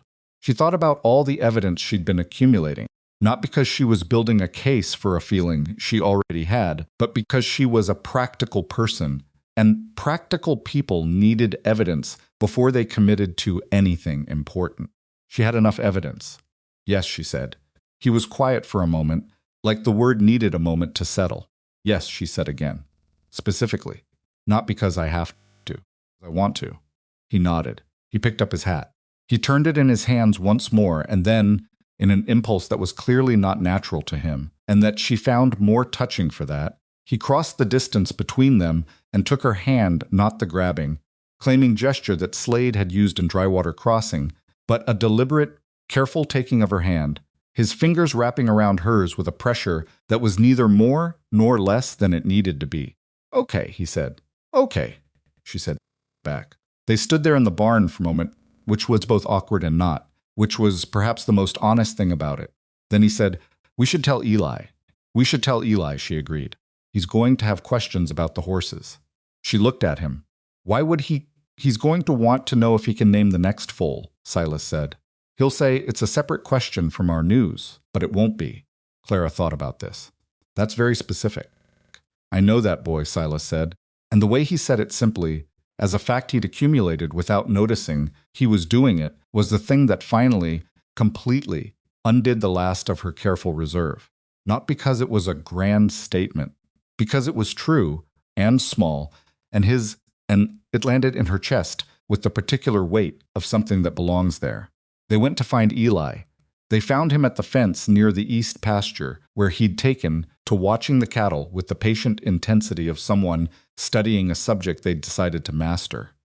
He was sitting on the bottom rail with his chin propped on his folded arms, and he turned when he heard them coming with the bright, open attention that had come back to his face sometime in the last 2 months, without Clara having noticed the exact moment it returned. He looked at their faces. He looked at their hands. Clara realized she and Silas were still close enough together that it was visible. The change in the space between them. Eli said, "Are you getting married?" Clara said, "We're discussing it." Eli said, "Wade owes Finn $3. Clara said, "What?" "They had a bet," Eli said, with the calm of someone reporting a meteorological fact. "About when?" Finn said, "Before winter." Wade said, "Not until spring." He slid off the fence rail. "Finn wins, I think." Clara turned and looked at the barn, where both Wade and Finn had absolutely no business being near the east fence line, and yet both were somehow visible in the vicinity of it. "How long have she started?" "A while," Eli said. She looked at Silas. Silas looked at the barn. Then he looked at the ground.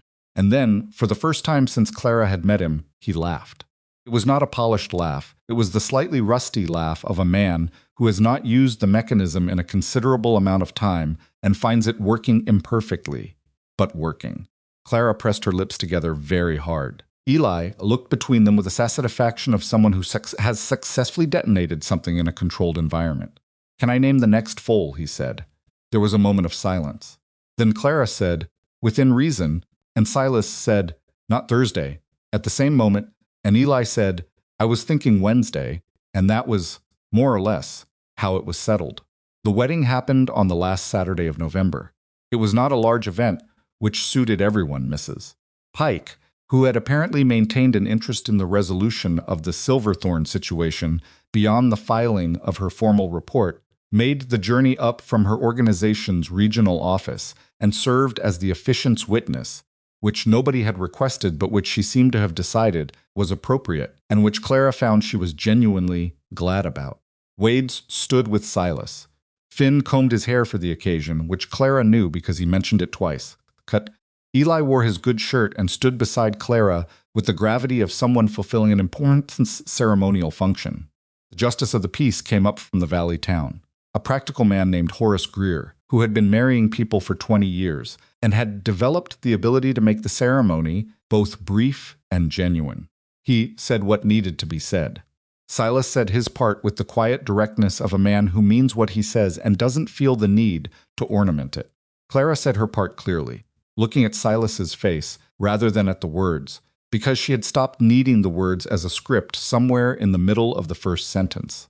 Eli clapped afterward twice with complete conviction and then looked at Wade to see if he was supposed to do more, and Wade put a hand on his shoulder, and that was the ceremony.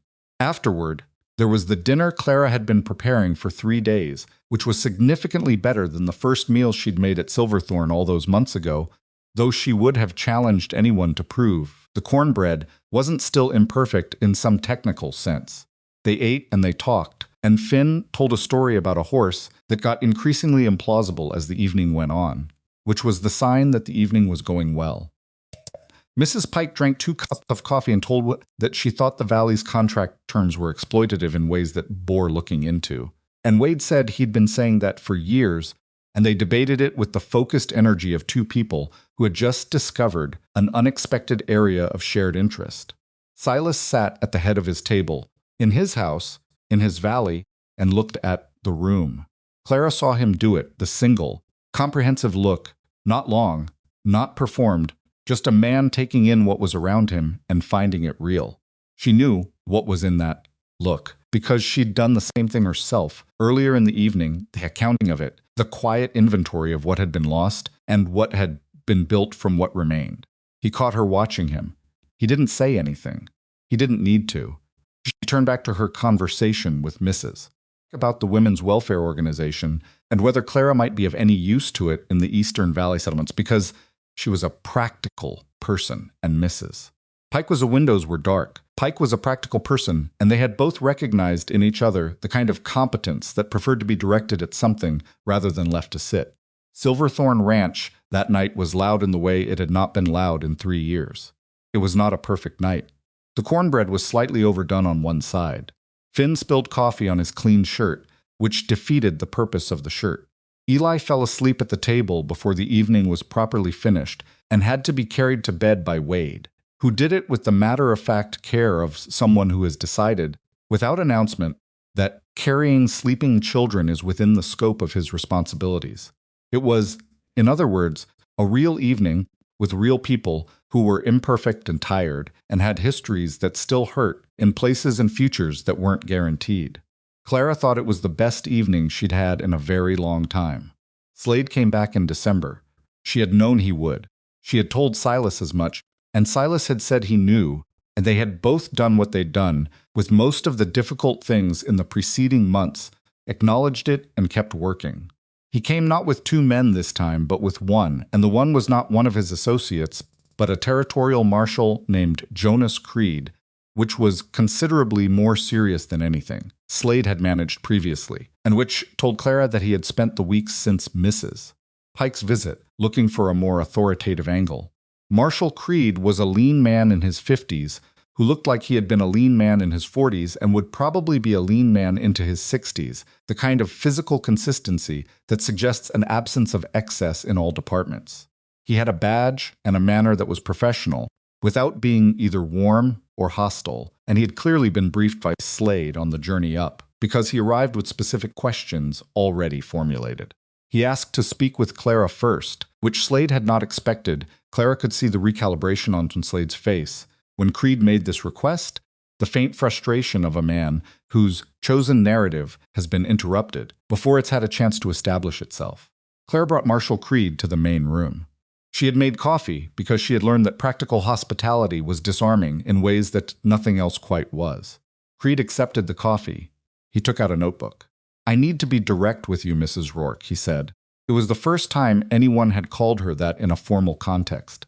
It landed with a small internal shock she didn't allow to reach her face. "I'd prefer that," she said, Mr. Slade has filed a formal complaint alleging that your husband used the debt proceeding at Drywater Crossing to coerce you into a situation that you had no meaningful ability to refuse, and that subsequent actions, including this marriage, were the result of continued coercion rather than genuine choice. He said it with the neutrality of someone reading from a document, which he essentially was. He looked up from his notebook. "I'd like to hear your response to that characterization." Clara looked at him. She thought about everything she'd been preparing to say if this conversation ever happened, and she found that the preparation wasn't quite what she needed. What she needed was simpler. "Mr. Creed," she said, "may I show you something?" He nodded. She got up. She went to her room, with the key on the inside, and she retrieved the document box she had kept there since her second week at Silverthorn. She brought it to the table and opened it, and laid out the contents methodically, the way she did accounts, in order, without drama, letting the information carry itself. The original employment contract, signed by both her and Silas. Her wage records, each month documented with the amounts, and her signature of receipt. The amended contract from when Silas had expanded her responsibilities and increased her pay accordingly. The feed contract negotiation notes, in her handwriting, showing her analysis and the final numbers she'd recommended. A letter from Mrs. Pike's organization on its official letterhead, summarizing the investigation's findings. Copy of the marriage certificate, filed 3 weeks ago. She arranged them on the table and sat back. Creed looked at them. He didn't touch them immediately.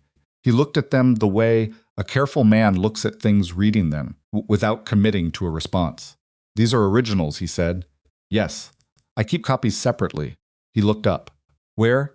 "In a location outside this house," she said, "in case the originals were interfered with."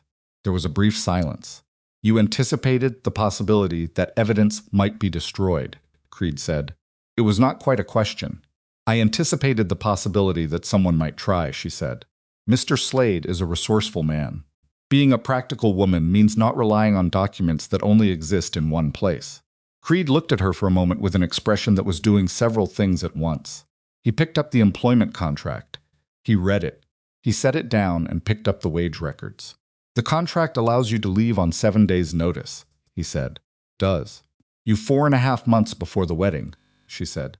"I stayed because I chose to." The contract made that choice available every week of those 4.5 months. I never used that clause. You can ask Mr. Rourke's employees how often I appeared to be waiting for an opportunity to exercise it. I intend to ask them. "Good," she said. He put down the wage records. He looked at the full spread of documents again. "Mrs. Rourke," he said, "I'm going to ask you a direct question and I'd like a direct answer." "That's the only kind I have," she said. "Did Silas Rourke at any point use your financial vulnerability or your debt situation to pressure you into any arrangement you did not freely choose?" She looked at him. She thought about the biscuit restaurant. She thought about the rope and the bracket. She thought about the ledger shared across the kitchen table and the conversation about Margaret and the 4 days she'd spent thinking before she went to the barn to find him. "No," she said. "He did the opposite. He gave me choices when everyone else in that situation was trying to take them away." She paused. "I've thought about this carefully because I understand why you need to ask and I understand the seriousness of what you're investigating." Answer is no. Clearly, completely, and without any qualification. Creed wrote something in his notebook. He closed it. "I'd like to see the rest of the household now," he said. "They're expecting you," she said. Creed spent 2 hours at Silverthorn, which was less than Mrs. Pike but more focused, the way a formal investigation differs from a welfare inquiry.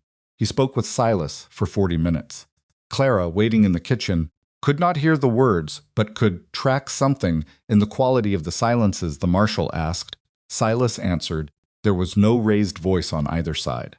He spoke with Wade and Finn together, then separately, which Clara recognized as the technique of someone checking for inconsistency.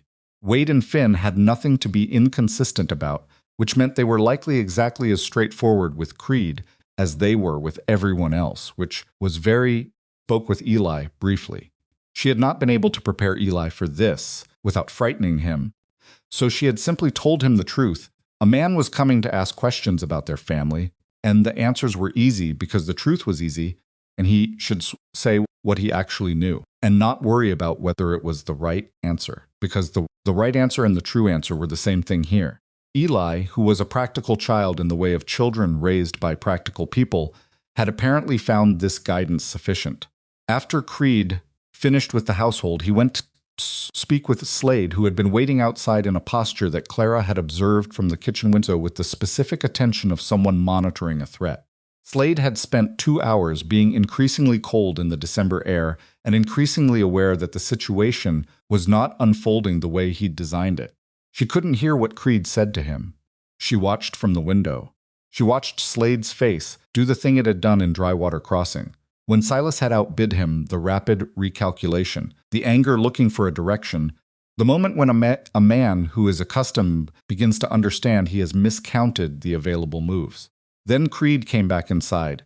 He stood in the main room with Silas and Clara, and he said what he had to say with the same professional neutrality he'd maintained throughout. "I'm dismissing the complaint," he said. "There is no credible evidence of coercion, fraud, or exploitation. The documentation is thorough and consistent. The witnesses corroborate the account given by both Mr. and Mrs. Rourke." He looked at them both. "I'll be informing Mr. Most of its windows were dark. Slade that further complaints of this nature, unsupported by evidence, will be considered harassment and will have legal consequences for him rather than for you. Silas said, "Thank you, Marshal." Clara said, "Thank you for being thorough." Creed looked at her.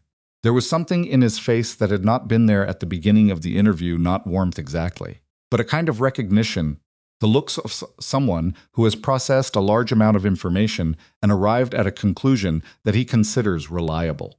"You kept good records," he said. "My father taught me to keep good records," she said. "He said the books don't lie if you do them right." Creed nodded. He put on his hat. "Smart man," he said. He went out. They heard him speak to Slade briefly, too low to make out from inside. They heard the sound of horses. They heard the horses go. Kitchen was very quiet. Then from outside came Finn's voice, asking Wade something about the east fence, and Wade's answer, and the ordinary sound of the ranch continuing, which it did, the way it always did, without pausing for the significance of what had just happened inside the house. Silas looked at Clara. "It's done," he said. "It's done," she said. She sat down at the kitchen table. Not because she was not weak, but because her body had been operating at a specific level of preparedness for the last 2 hours, and it needed a moment to recognize that the preparedness could stand down. Silas sat across from her. He looked at the document box, still open on the table, its contents spread out in the order she'd arranged them. He looked at the wage records, at his own signature on the original contract. "Copies," he said, outside the house. "Mrs. Pike," she said. "I sent her a package 3 weeks ago." He was quiet for a moment. "When did you decide to do that?" "When Slade rode up the first time," she said. "Most of its windows were dark. Knew he'd come back with something heavier. I wanted to make sure there was nothing he could do to the paperwork that would matter." Silas looked at her. "You planned for the possibility that I might?" "I planned for the possibility that he might," she said. "Not to correct him, but to be accurate. I never thought you would. But I couldn't afford to plan around what I thought. I had to plan around what was possible." She met his eyes. "That's not a statement about my trust in you. It's a statement about what I was dealing with." He held her gaze for a long moment. Then he reached across the table and put his hand over hers, briefly, and took it back. "Okay," he said. "Okay," she said. Outside, the December light was doing what December light in the mountains did, going early, going fast, the sky shifting from blue to gray to the particular dark that preceded a cold night. Clara looked at the window and thought about the root cellar and the winter stores and the Henderson contract that still needed finalizing before the new year. There was always something that needed doing. That had not changed. It would not change. But the thing that needed doing was hers. This place was hers. This life was hers, not given to her, not arranged for her, not purchased or assumed or decided by anyone who had not consulted her. Chosen by her. With full knowledge of what she was choosing and what it meant and what it had cost her to get here.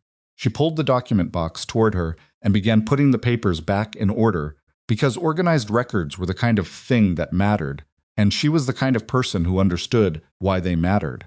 And Silverthorn Ranch was the kind of place where that kind of understanding was valued. She filed the last paper. She closed the box.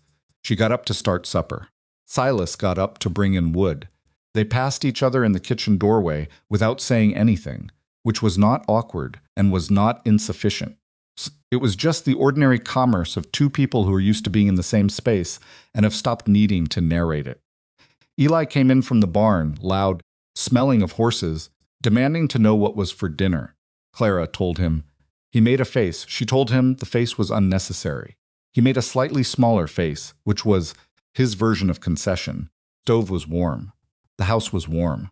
Outside, the cold was beginning in earnest, the kind of cold that seals itself around a valley and stays until March. But inside the walls that Silas had built for a family he'd lost and had slowly, painfully, begun to allow to be a different family, the warmth held.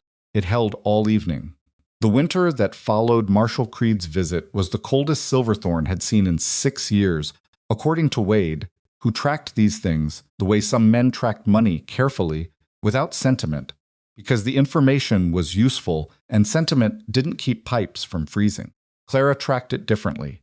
She tracked it in the root cellar inventory. In the feed calculations she revised upward twice in January, when the temperature dropped below what the November projections had assumed, in the extra wool she'd purchased in December, on an instinct she was glad she'd trusted. She tracked it in Eli's growth, which seemed to accelerate in direct proportion to how much Wade fed him about horses and cattle, and the particular physics of keeping living things alive in serious cold. She tracked it in the way the house changed. When winter sealed, it became more itself, more interior, the way places do. When the outside world makes itself inhospitable and everything important moves indoors. It was a hard winter. Honest hard, not catastrophic. Took loss to cold in a single bad week in February, a section of the barn roof that gave way under ice weight and required 4 days of work in temperatures that made every hour outside feel twice as long. Finn got sick in January with something that kept him in the bunkhouse for 10 days, during which Wade worked the hours of 2 men without complaint, and Clara sent meals out twice a day with the regularity of someone who understood that recovery was partly nutritional. Silas fixed the barn roof himself. With Wade's help and Clara's logistics, she was the one who figured out that the lumber they needed was available from the Henderson operation, 12 miles over, and negotiated a fair price for it in one conversation while Silas was still calculating whether they had enough from existing stores. Came back from checking those stores to find her writing up the order, and he stood in the doorway looking at the numbers she'd put together and said, "When did you?" And she said, "This morning, while you were out," and he looked at her for a moment. With that particular expression she'd come to understand meant he was revising something upward again, even though there was no more upward revision available to him by that point. He thought well of her capabilities. He had thought well of them since approximately the second week. The revisions were dark. The revisions now were something different, the ongoing surprised appreciation of someone who has married a person and keeps discovering that the person is more than the sum of what they'd already known. She found that she felt the same thing about him. Not constantly, they were busy people with a ranch to keep alive through a serious Montana winter, and the romantic notion of marriage as a state of continuous revelation was not something either of them had the time or inclination to maintain. But in intervals, when he came in from 3 hours in that cold and went directly to check on Finn before taking off his coat, when he sat with Eli at the kitchen table on a slow Sunday and showed him, with genuine patience, how to read a simple account ledger because Eli had expressed interest, and Silas had decided the interest was worth developing. When he said, of the 2 cattle they lost in February, simply, "That's hard," and sat with the fact of it, instead of moving immediately to the accounting of what it meant for the spring numbers. He was not a man who processed loss efficiently. He processed it honestly, which was slower and more expensive and considerably more decent. They argued in February. A real argument, not a disagreement about feed prices or ledger entries, but an actual argument about something that mattered enough to raise voices over. It started with the Henderson contract and became, in the way that real arguments do, about something else entirely. She had negotiated the spring contract terms with the Henderson operation and come back with numbers that were better than the previous year by a margin she was proud of. Silas looked at the numbers and said they were good. Then he said he wanted to renegotiate the delivery schedule, which was a separate matter she hadn't discussed with the Hendersons because it hadn't been part of the original scope she'd been given. She said she could go back and discuss it. He said he'd handle it himself, which was when things went sideways. She looked at him across the kitchen table and said, "Why?" He said, "Because the delivery schedule involves the cattle timing, and I know that side of things better." She said, "I've been doing the accounts for 6 months. I know the cattle timing," he said, "not the way I know it." There was a silence that had a particular quality. "Silas," she said, "I negotiated a better rate than you've had in 3 years. I did it in one conversation. And now you want to take the follow-up away from me because you know the cattle better." He said, "I didn't say take it away. You said you'd handle it yourself. I said I'd handle that part. That part is the part that matters to the overall terms," she said. "Can't separate them cleanly. You know that. You're good at this ranch. You're not trying to undermine me, but you just did something that looks a lot like not trusting me to manage a conversation I already started." He was quiet. "I need you to tell me if that's what's happening," she said. "Not because I'm angry. I am a little angry, but because if we're going to run this ranch together, I need to know where you think my authority ends." He sat with that for a long moment. He was not a man who rushed to defensive positions. It was one of the things about him that made arguments with him both more productive and more frustrating. He actually considered, which meant you had to wait for him. It's not about trust, he said finally. Then what is it about? He looked at the table. I've done this alone for a long time, he said. I'm still adjusting. To consulting someone. To there being someone whose judgment I'm accountable to besides my own. She looked at him. Some of the heat in the conversation cooled slightly, not because the issue was resolved, but because he'd said something true. That's fair, she said, but adjusting isn't an excuse. I know. You can come with me to talk to Henderson about the schedule, she said. We can both go. We can talk about it before we go and agree on the approach. That's different from you taking it back. He looked at her. Yeah, he said. That's different. We can do that? We can do that, he said. They went to the Henderson operation together the following week. Clara led the conversation.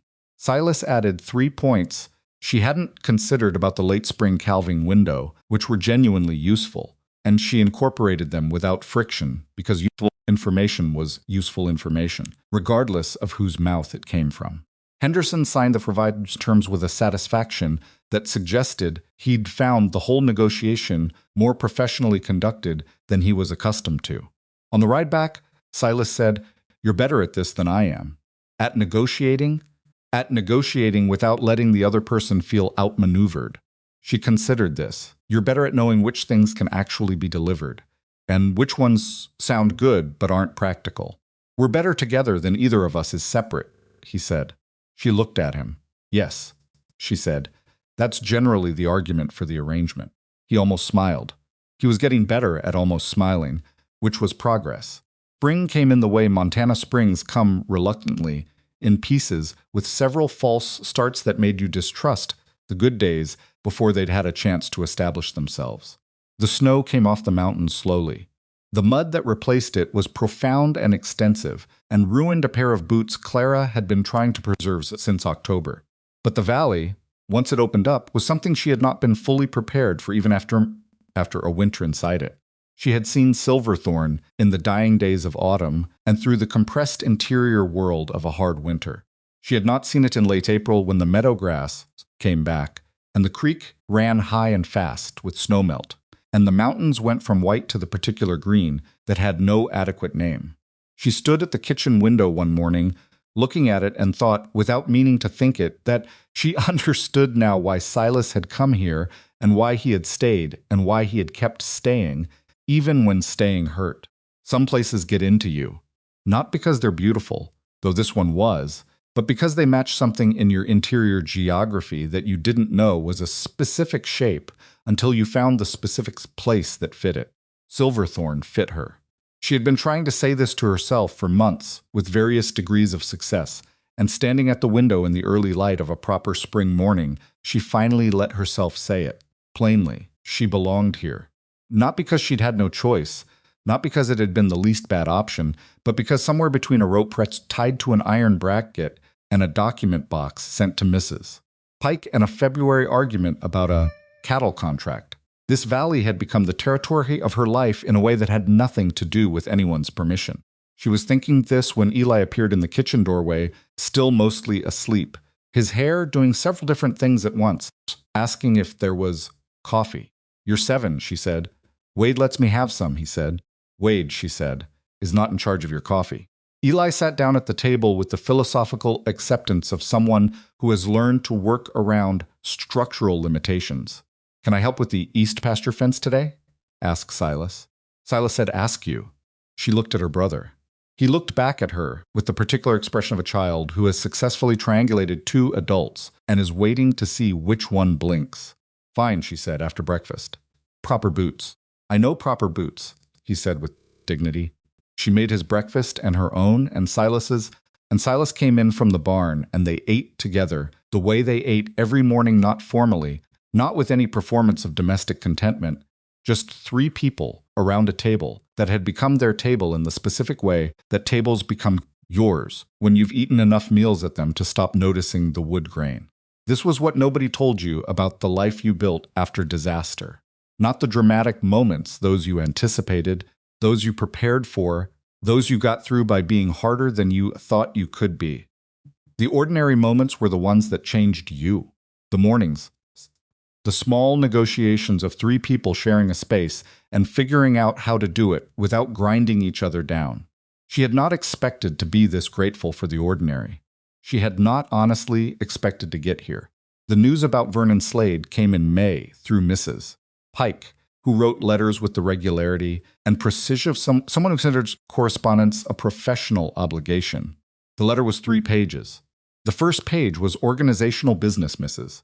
Pike had been working with several Valley families on strengthening protections for indebted women and children, and she wanted Clara's thoughts on a particular legal mechanism she was proposing. The second page was personal, which was Mrs. Pike's version of personal, which meant it was still largely organized around practical information, but with slightly warmer language than the first page. The third page was about Slade. His dry goods operation had collapsed in March. Not suddenly, the way she described it. It had been weakening for over a year, and Marshall Creed's public dismissal of the complaint against Silas, combined with what Mrs. Pike described carefully as the community's evolving understanding of the circumstances of the drywater debt processing, had accelerated the process. Several the merchants who had maintained business relationships with Slade had quietly withdrawn them after December.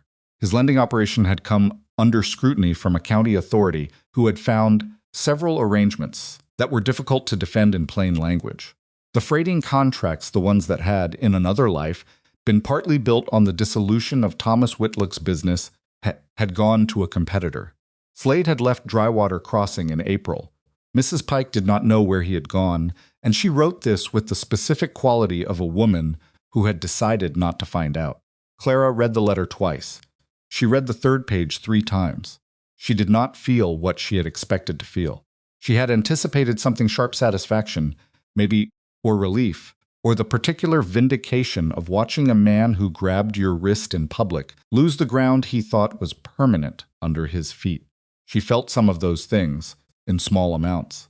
But mostly what she felt was tired, in the way you feel tired when something that has required sustained energy for a long time is finally over and your body is doing the accounting. She thought about her father, who had worked for 11 years and built something real and lost it, partly because Slade's operation was positioned to benefit from that loss. She thought about Eli in the crowd at Drywater Crossing, standing very still behind her skirt. She thought about all the women who had come before her in those debt proceedings and had not had a Silas outbid the wrong men.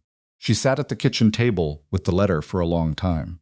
When Silas came in for lunch, he saw her face and sat down across from her without going for coffee first, which was not his usual order of operations. "What is it?" She slid the letter across the table. He read it. He read the third page without visible expression, which was his version of visible expression, the careful flatness of a man feeling something he hasn't sorted yet. Put the letter down. "Gone," he said. She said. "Good," he said. It was not a triumphant word the way he said it. It was the word you use for something that needed to be finished and is now finished without celebration, because the damage it caused was real, and celebration seemed beside the point. "Mrs. Pike wants my thoughts on a legal mechanism," Clara said. He looked at her. "On the debt protection issue?" "Yes." He was quiet for a moment. "Then you should go." She looked at him. "Go where to meet with her?" "In person. She's been working on this for months.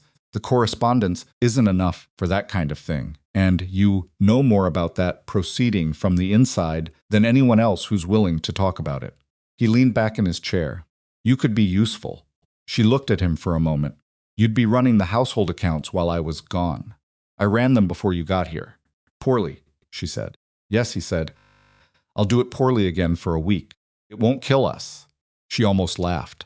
Not at the poverty of his self-assessment, but at the fact that he had said it so plainly, without defensiveness, as simply the truth of the situation. He was not a man threatened by her competence. He had never been that man, which was still, after months, something that struck her as remarkable in its rarity. "I'll take Eli," she said. "He should see Drywater Crossing again." Without being afraid of it, Silas looked at her. Something in his face went quiet in a careful way. "You think he needs that?" "I think we both need that," she said. "To go back and see it as just a town. To stop it being the place where the bad thing happened." He nodded slowly. "When would you go?" 2 weeks. after the Henderson delivery. Okay, he said. She picked up Mrs. Pike's letter and folded it back along its original lines. She was already composing her reply in her head, the practical points. First, the personal response to the news about Slade, bracketed and brief. The questions about the legal mechanism, clear and specific. She would write it this afternoon.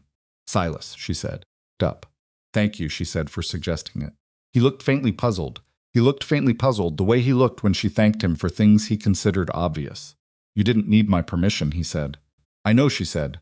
I was thanking you for offering it before I had to ask. He held her gaze for a moment. Then he got up and went for his coffee, 'cause the conversation had arrived somewhere real, and he didn't know what to do with it sitting still. She watched him and thought, this is what a good marriage actually looks like. Not seamless, not without friction. Two people who are honestly themselves with each other, who argue and adjust and make room without losing their own shape. Two people who have both been through enough to know the difference between safety and captivity and have chosen, repeatedly and deliberately, the one that leaves room to breathe. The trip to Drywater Crossing happened in early June. Clara drove. She had been driving the wagon since March, when she'd needed to make the supply run, and Silas had been occupied with the calving, and it had simply made more sense for her to go. She drove the way she did most things, competently, without announcement. Eli sat beside her. He was quieter than usual for the first hour, which she recognized as him doing the same thing she was, processing the journey relative to the last time they'd made it, in reverse, in autumn, with a stranger and a signed paper, and not enough certainty about what came next. After an hour, he said, It looks different. It's spring, she said. Everything looks different in spring. Not that, he said. He was quiet for a moment. I'm not scared. She looked at him. 7 years old now, taller by nearly 2 inches since October, the round soft face of the child she'd carried out of their father's house, beginning to sharpen into something that would eventually be angular. He looked up its windows were dark. He looked out at the road ahead with an expression that was trying to locate its own feeling and reporting back what it found. Me neither, she said. Were you before, he said. When we went that way, in the wagon. She thought about being honest versus being protective and chose honest, because she had always chosen honest with him and wasn't going to stop now. Yes, she said, I was very scared. I just didn't want you to be. Thought about this. You didn't show it. No. How come? Because you needed me not to show it, she said. So I didn't. He was quiet for another minute, turning this over. Then Wade said you were brave. Wade is generous. He said it wasn't about not being scared, Eli said. He said it was about being scared and doing the thing anyway, because the thing needed doing. She looked at the road ahead. She thought about Wade, who had never once in all these months made a speech or offered wisdom unprompted, but who apparently delivered it in precise intervals to a 7-year-old in a barn. Wade's right, she said. That's exactly what it was. Eli nodded. He seemed satisfied with this accounting. He sat up slightly straighter on the wagon seat, as if the conversation had settled something structural inside him. They rode on. Drywater Crossing was smaller than she remembered, which was not the town that had changed but her own proportions, the way places that loomed large during the worst moments of your life contract when you returned to them after surviving. The general store and post office were the same building. The yard beside them was the same yard. In early June, it was just a yard, weedy at the edges, nothing particular about it. She let herself look at it without looking away. She had stood in that yard in her good dress, with Eli's hand in hers, and no idea what was on the other side of the next hour. She had been grabbed by the wrist in that yard by a man who thought her future belonged to him. She had heard her own silence used against her, while other people decided her life. And then a voice from the back of the crowd had changed the direction of everything, and she had gone for biscuits with a stranger and signed a paper that was not perfect but was honest, and made the calculation that across the table was less dangerous than the men who'd wanted her. She had been right about that calculation. She had not known she was right at the time. She had been terrified at the time. The being right and the being terrified had coexisted, which was, she thought, the honest truth about most of the decisions that matter. You are afraid, and you make them anyway, and sometimes you are right. And the being right is not because you were brave, but because you were paying attention. Clara, Eli said. She realized she'd stopped the wagon. Sorry, she said. She clicked the horses forward. Just a yard, Eli said, not unkindly, with the matter-of-factness of a child who has decided a thing is done and would like to go have lunch. It's just a yard, she agreed, Mrs. Pike was at the Drywater Crossing Hotel, which was 4 rooms above the saloon and quieter than it sounded. She had come in from the regional office 2 days prior and had already met with 3 local families and a county administrator, which was Mrs. Pike's idea of a moderate pace. She greeted Clara with the particular warmth of a professional woman who has decided another professional woman is worth her regard, which from Lenora Pike was considerable. She greeted Eli by saying, "You must be the young man who named a calf Thursday." Eli said, "I named a different one Wednesday." "Sensible system, Mrs." Pike said. Eli decided she was acceptable. They met for 3 hours that afternoon. Clara had brought notes. She had been keeping notes since Mrs. Pike's first letter, adding to them as ideas occurred to her, organizing them into the proposal that had been forming in her mind over the winter. She laid it out with the same methodology she used for accounts. What the problem was, what the existing structure failed to address, what specifically could be changed and how. Mrs. Pike listened without interrupting, which was the kind of listening that meant she was genuinely processing and not just waiting for a pause. When Clara finished, she was quiet for a moment. "This is better than what I had," she said. "You had the legal framework," Clara said. "I had the practical experience. Between us, we have an argument that's hard to dismiss, Mrs." Pike said. She was already writing. They talked through the specifics for another 2 hours.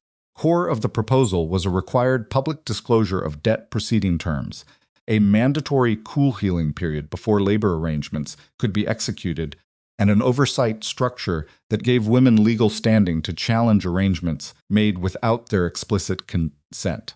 It was not radical. They had both understood that radical proposals did not get implemented in this territory, in this period, that the art of actually changing things was the art of making the change look like a natural extension of what already existed. What it was real. The kind of real that could be put in front of an authority and argued for. The kind of real that Clara, standing in that yard a year ago with no voice in her own future, had needed and had not had. "There will be resistance," Mrs. Pike said when they had finished. "There always is," Clara said.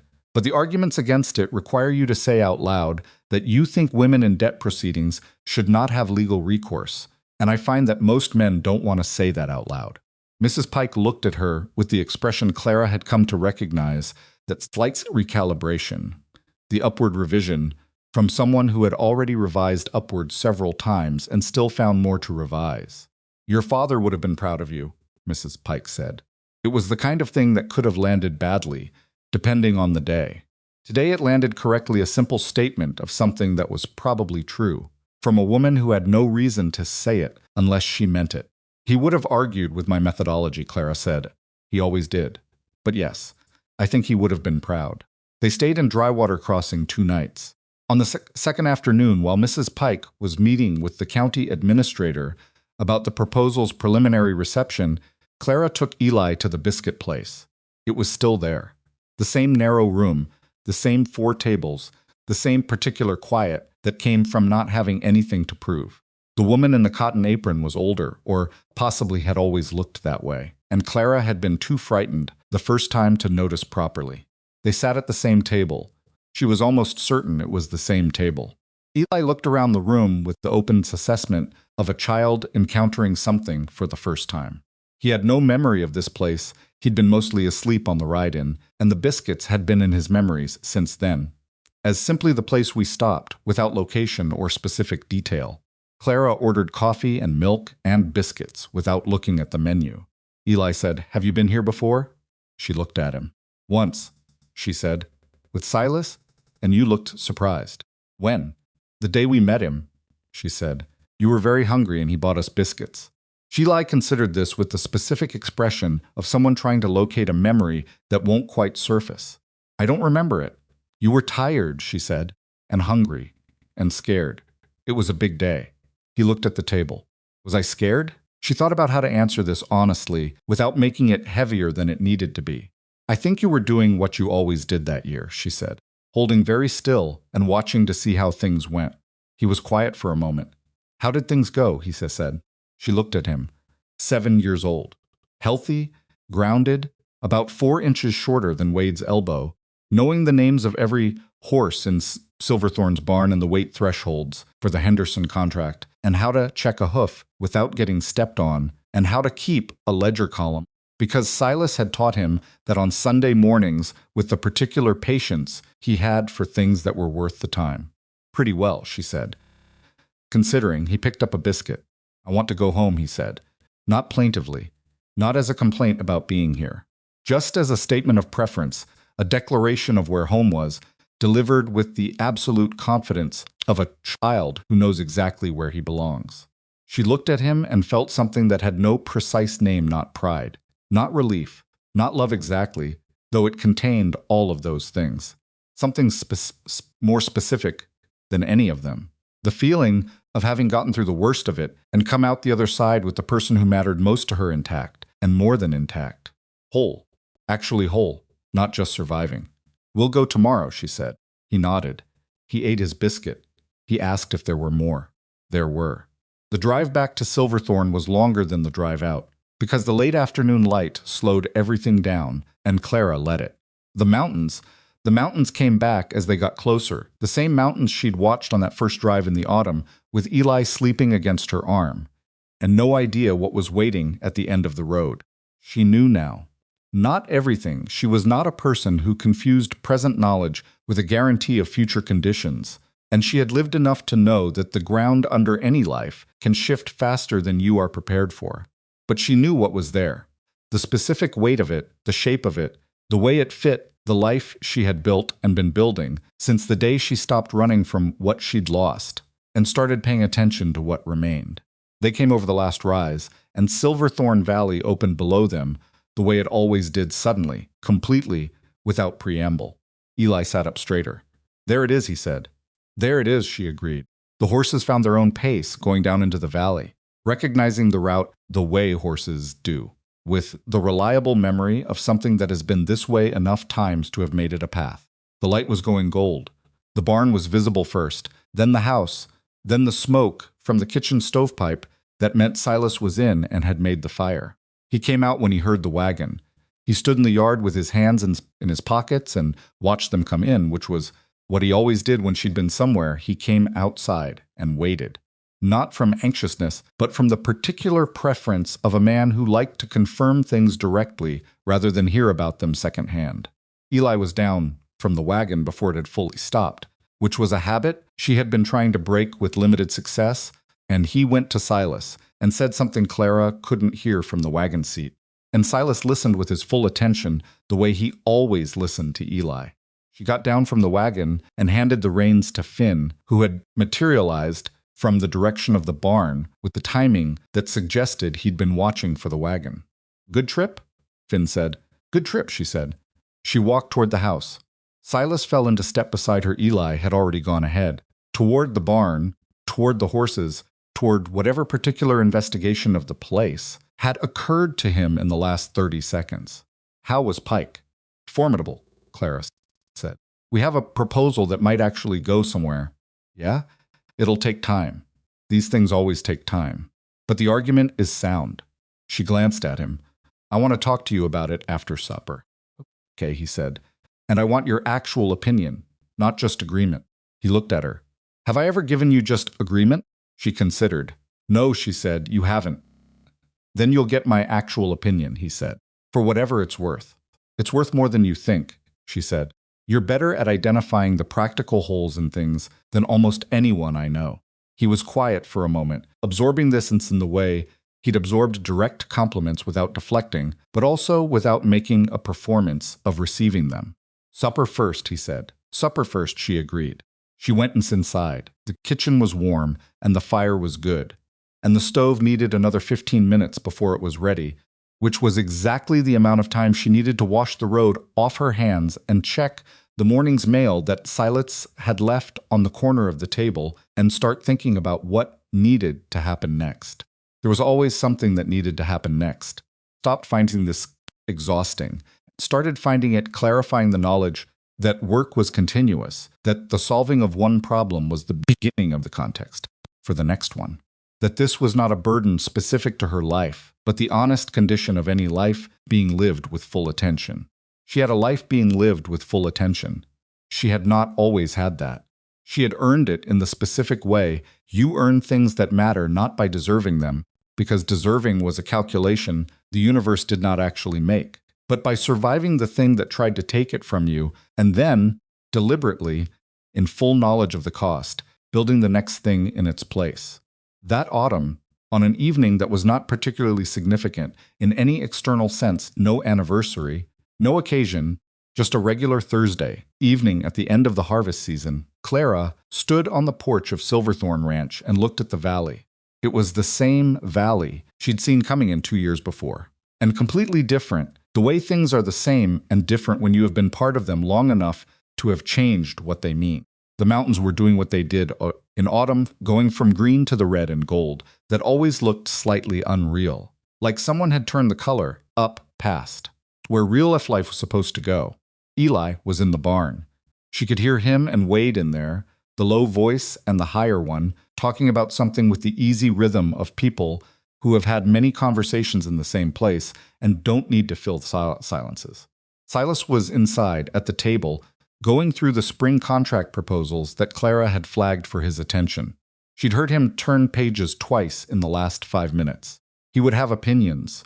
Some of them would be right, some would be overcautious, and they would talk through it the way they talked through everything directly, without theater, and usually with better results than either of them would have gotten alone. She looked at the valley and thought about Vernon Slade, somewhere she didn't know, in a life she didn't have access to, and didn't need access to. She thought about Garrett Holt reading numbers aloud, in a carrying voice to a crowd that watched and did nothing. She thought about a debt proceeding and a signed paper and a man who had given her a choice when choices were what she had the least of.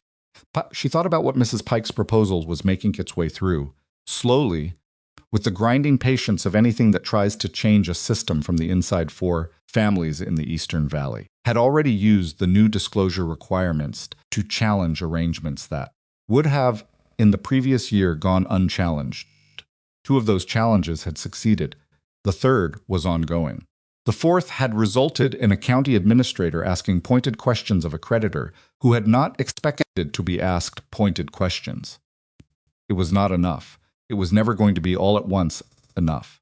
You did the next thing, and the next thing after that, and the accumulation of next things was what change actually looked like, from the inside, unglamorous, slow, frequently discouraging, and absolutely necessary. She understood that now in her body, not just her mind. The door behind her opened and Silas came out. He stood beside her, not touching, just present, looking at the same valley with the particular quality of attention he brought to things he cared about. The Henderson terms, he said. I know, she said. 3rd clause. It's going to cause problems in February if the calving runs late. I know. I flagged it. Look at the alternative I wrote in the margin. He was quiet for a moment, which meant he was thinking about it. That could work, he said. It will work, she said. I ran the numbers 3 ways. He looked at her. The corner of his mouth moved, which was a smile in Silas Rourke terms. You ran them before I looked at it, he said. I usually do, she said. They stood together in the autumn light, looking at the place they had built not from nothing, but from what had survived of the fire. From grief and debt, and a rope tied to an iron bracket and a document box sent to a woman in a regional office and a 7-year-old who named things after days of the week. From the specific, unglamorous accumulation of ordinary work, done with full attention by people who had decided, each in their own way and for their own reasons, that this valley and this life were worth the continuing effort. It was not a perfect life. There was not. Clara had concluded such a thing. There were lives with more good in them than bad, with people in them worth the difficulty, with work in them that meant something beyond the doing of it. Those were the lives worth building, and building required the daily, unromantic labor of 2 people who were honest with each other about what they needed and what they couldn't give, and what they were willing to try.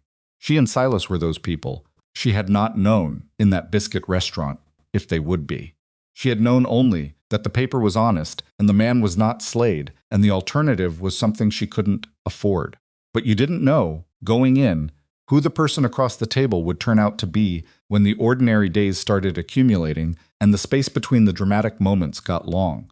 And the question stopped being whether you would survive and started being what you were going to do with the surviving. She knew now. This was what she was going to do with the surviving. Inside from the kitchen, she heard a pot on the stove that needed attention. She heard Eli coming out of the barn, his voice carrying across the yard, asking something of Wade, who was still inside. She had things to do. She had always had things to do. "Come in when you're ready," she told Silas. "Supper won't hold." 5 minutes, he said. She went inside. She went to the stove. She stirred what needed stirring and checked what needed checking and called out to Eli to wash his hands before he came near the table, and from outside she heard Silas's step on the porch and the particular sound of the front door that she had heard so many times it had become part of the sound of the house itself, as specific and unremarkable as her own heartbeat. Silverthorn Ranch settled into evening. It was not the ending of a story.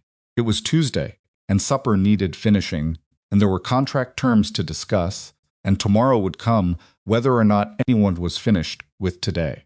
But at the table, in the warm kitchen of a house that had once held nothing but grief, and now held something considerably harder to name, and considerably more worth having, the four of them, Clara and Silas and Eli and Wade, who ate with them most evenings now without it ever having been formally arranged, sat down and ate. And it was enough. It was in fact more than enough. It was everything.